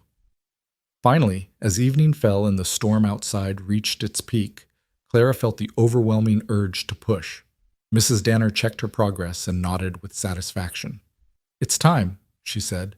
Next contraction, you push with all your might. The next hour was a blur of pain and effort, and Mrs. Danner's steady voice guiding her through it. And then, just when Clara thought she couldn't possibly continue, there was a sudden release of pressure, and a thin, angry wail filled the room. It's a boy, Mrs. Danner announced triumphantly, holding up a squalling, red-faced infant. A healthy, beautiful boy. Clara burst into tears of relief and joy as Mrs. Danner cleaned the baby quickly and placed him on her chest. He was tiny and perfect, with a shock of dark hair and his father's blue eyes. Clara touched his cheek with one trembling finger, overwhelmed by the instant, fierce love that flooded through her. Samuel, she whispered. Samuel Luke McAllister. Welcome to the world, little one. Luke was crying too, no shame in the tears that streaked his face as he looked at his son. He's perfect, he said hoarsely. Clara, you're perfect. Thank you. Thank you for this gift. Dr. Morrison arrived an hour later, having fought through the storm, but mother and baby were already doing well. He examined them both, pronounced everything satisfactory, and congratulated the family on their newest member. When the girls were finally allowed to meet their baby brother, their reactions were everything Clara could have hoped for. They approached cautiously, eyes wide with wonder, and when Clara offered to let them hold him carefully, they handled him with such gentle reverence that her heart swelled. He's so tiny, Rosie breathed. Was I this tiny once? You both were, Luke confirmed. And now you're big sisters again. That's an important job. We'll protect him, Lily promised solemnly, and teach him everything we know, and love him forever and ever. I know you will, Clara said softly. You're wonderful big sisters. That night, after the excitement had settled and everyone had gone to bed, Clara lay with baby Samuel sleeping in a cradle beside the bed, while Luke dozed in a chair he'd pulled close. She felt exhausted and sore, but more content than she'd ever been in her life. She thought about the journey that had brought her here, the telegram that had destroyed her plans, the desperate moment on the train platform, Luke's unexpected offer, the slow building of trust and affection into genuine love. A year ago, she'd thought her life was over. Now, looking at her sleeping son and her devoted husband and knowing her daughter slept safely down the hall, she understood that it had actually been just beginning. Christmas that year was quiet but perfect. Clara was still recovering from childbirth, so there was no trip to church for services, but Reverend Michaels came to them, bringing half the congregation along. The small ranch house was packed with neighbors who'd come to meet the newest McAllister and bring gifts and food and well wishes. Baby Samuel slept through most of the celebration, unbothered by the noise and commotion. The girls were beside themselves with pride, showing him off to anyone who would look and reporting breathlessly on every small thing he did, how he'd sneezed that morning, how he'd gripped Rosie's finger, how he made funny faces in his sleep. Clara sat in the rocking chair by the fire, still not quite believing this was her life. A year ago, she'd been heartbroken and lost. Now she was surrounded by family and friends, holding her newborn son, watching her daughters play, meeting her husband's eyes across the room, and seeing in them the same wonder and gratitude she felt. Mrs. Peterson approached with a cup of tea and a knowing smile. "You've come a long way from the woman who stepped off that train last November," she observed. "Barely recognize you now." "I barely recognize myself," Clara admitted. "Everything changed that day." "Best thing that ever happened to you, I'd say," Mrs. Peterson said. "And to Luke and those girls. You were meant to be here, Clara. Some things are just destiny." After the guests had left and the house was quiet again, Clara and Luke sat together on the porch, despite the cold, bundled in heavy coats and watching the stars. Samuel was asleep in Clara's arms, a warm, solid weight. "Do you ever think about what would have happened if Patterson hadn't sent that telegram?" Luke asked quietly. "If you'd married him like you planned?" Clara considered the question. "Sometimes," she admitted, "I think about the life I would have had. Probably respectable but joyless. Patterson was a weak man, not unkind, but not particularly kind either. I would have been a merchant's wife in a small town, probably lonely, probably always wondering if there was something more." She looked down at Samuel's sleeping face, then over at Luke. "But then I wouldn't have this. Wouldn't have you, or the girls, or Samuel, wouldn't have found my place in the world. So no, I don't regret that telegram. It hurt at the time, but it set me free to find what I was really meant for." "I think about what would have happened if I hadn't gone to town that day," Luke said. "If I hadn't been at the station at exactly the right moment. If I hadn't had the courage to approach you." He shook his head wonderingly. So many small choices that led to this moment. "Not choices," Clara corrected softly. "Destiny, like Mrs. Peterson said. We were meant to find each other, Luke. You needed someone to help you heal and to love your daughters. I needed a home and a family. And somehow, against all odds, we found exactly what we needed in each other." Luke pulled her close, careful not to disturb the sleeping baby. "I love you, Clara McAllister, more than I ever thought I could love again. You've given me everything." "And you've given me the same," Clara replied. "A home, a family, a purpose, and love. What more could anyone ask for?" They sat in comfortable silence, watching the stars wheel overhead and listening to the quiet sounds of the ranch settling for the night. Inside, the girls were asleep in their beds, Mrs. Danner was tidying the kitchen, and the house was warm and safe. Clara thought about the woman she'd been a year ago, frightened, heartbroken, certain her life was over. If she could go back and tell that woman what awaited her, she'd hardly believe it. But it had all come true, every impossible, wonderful bit of it.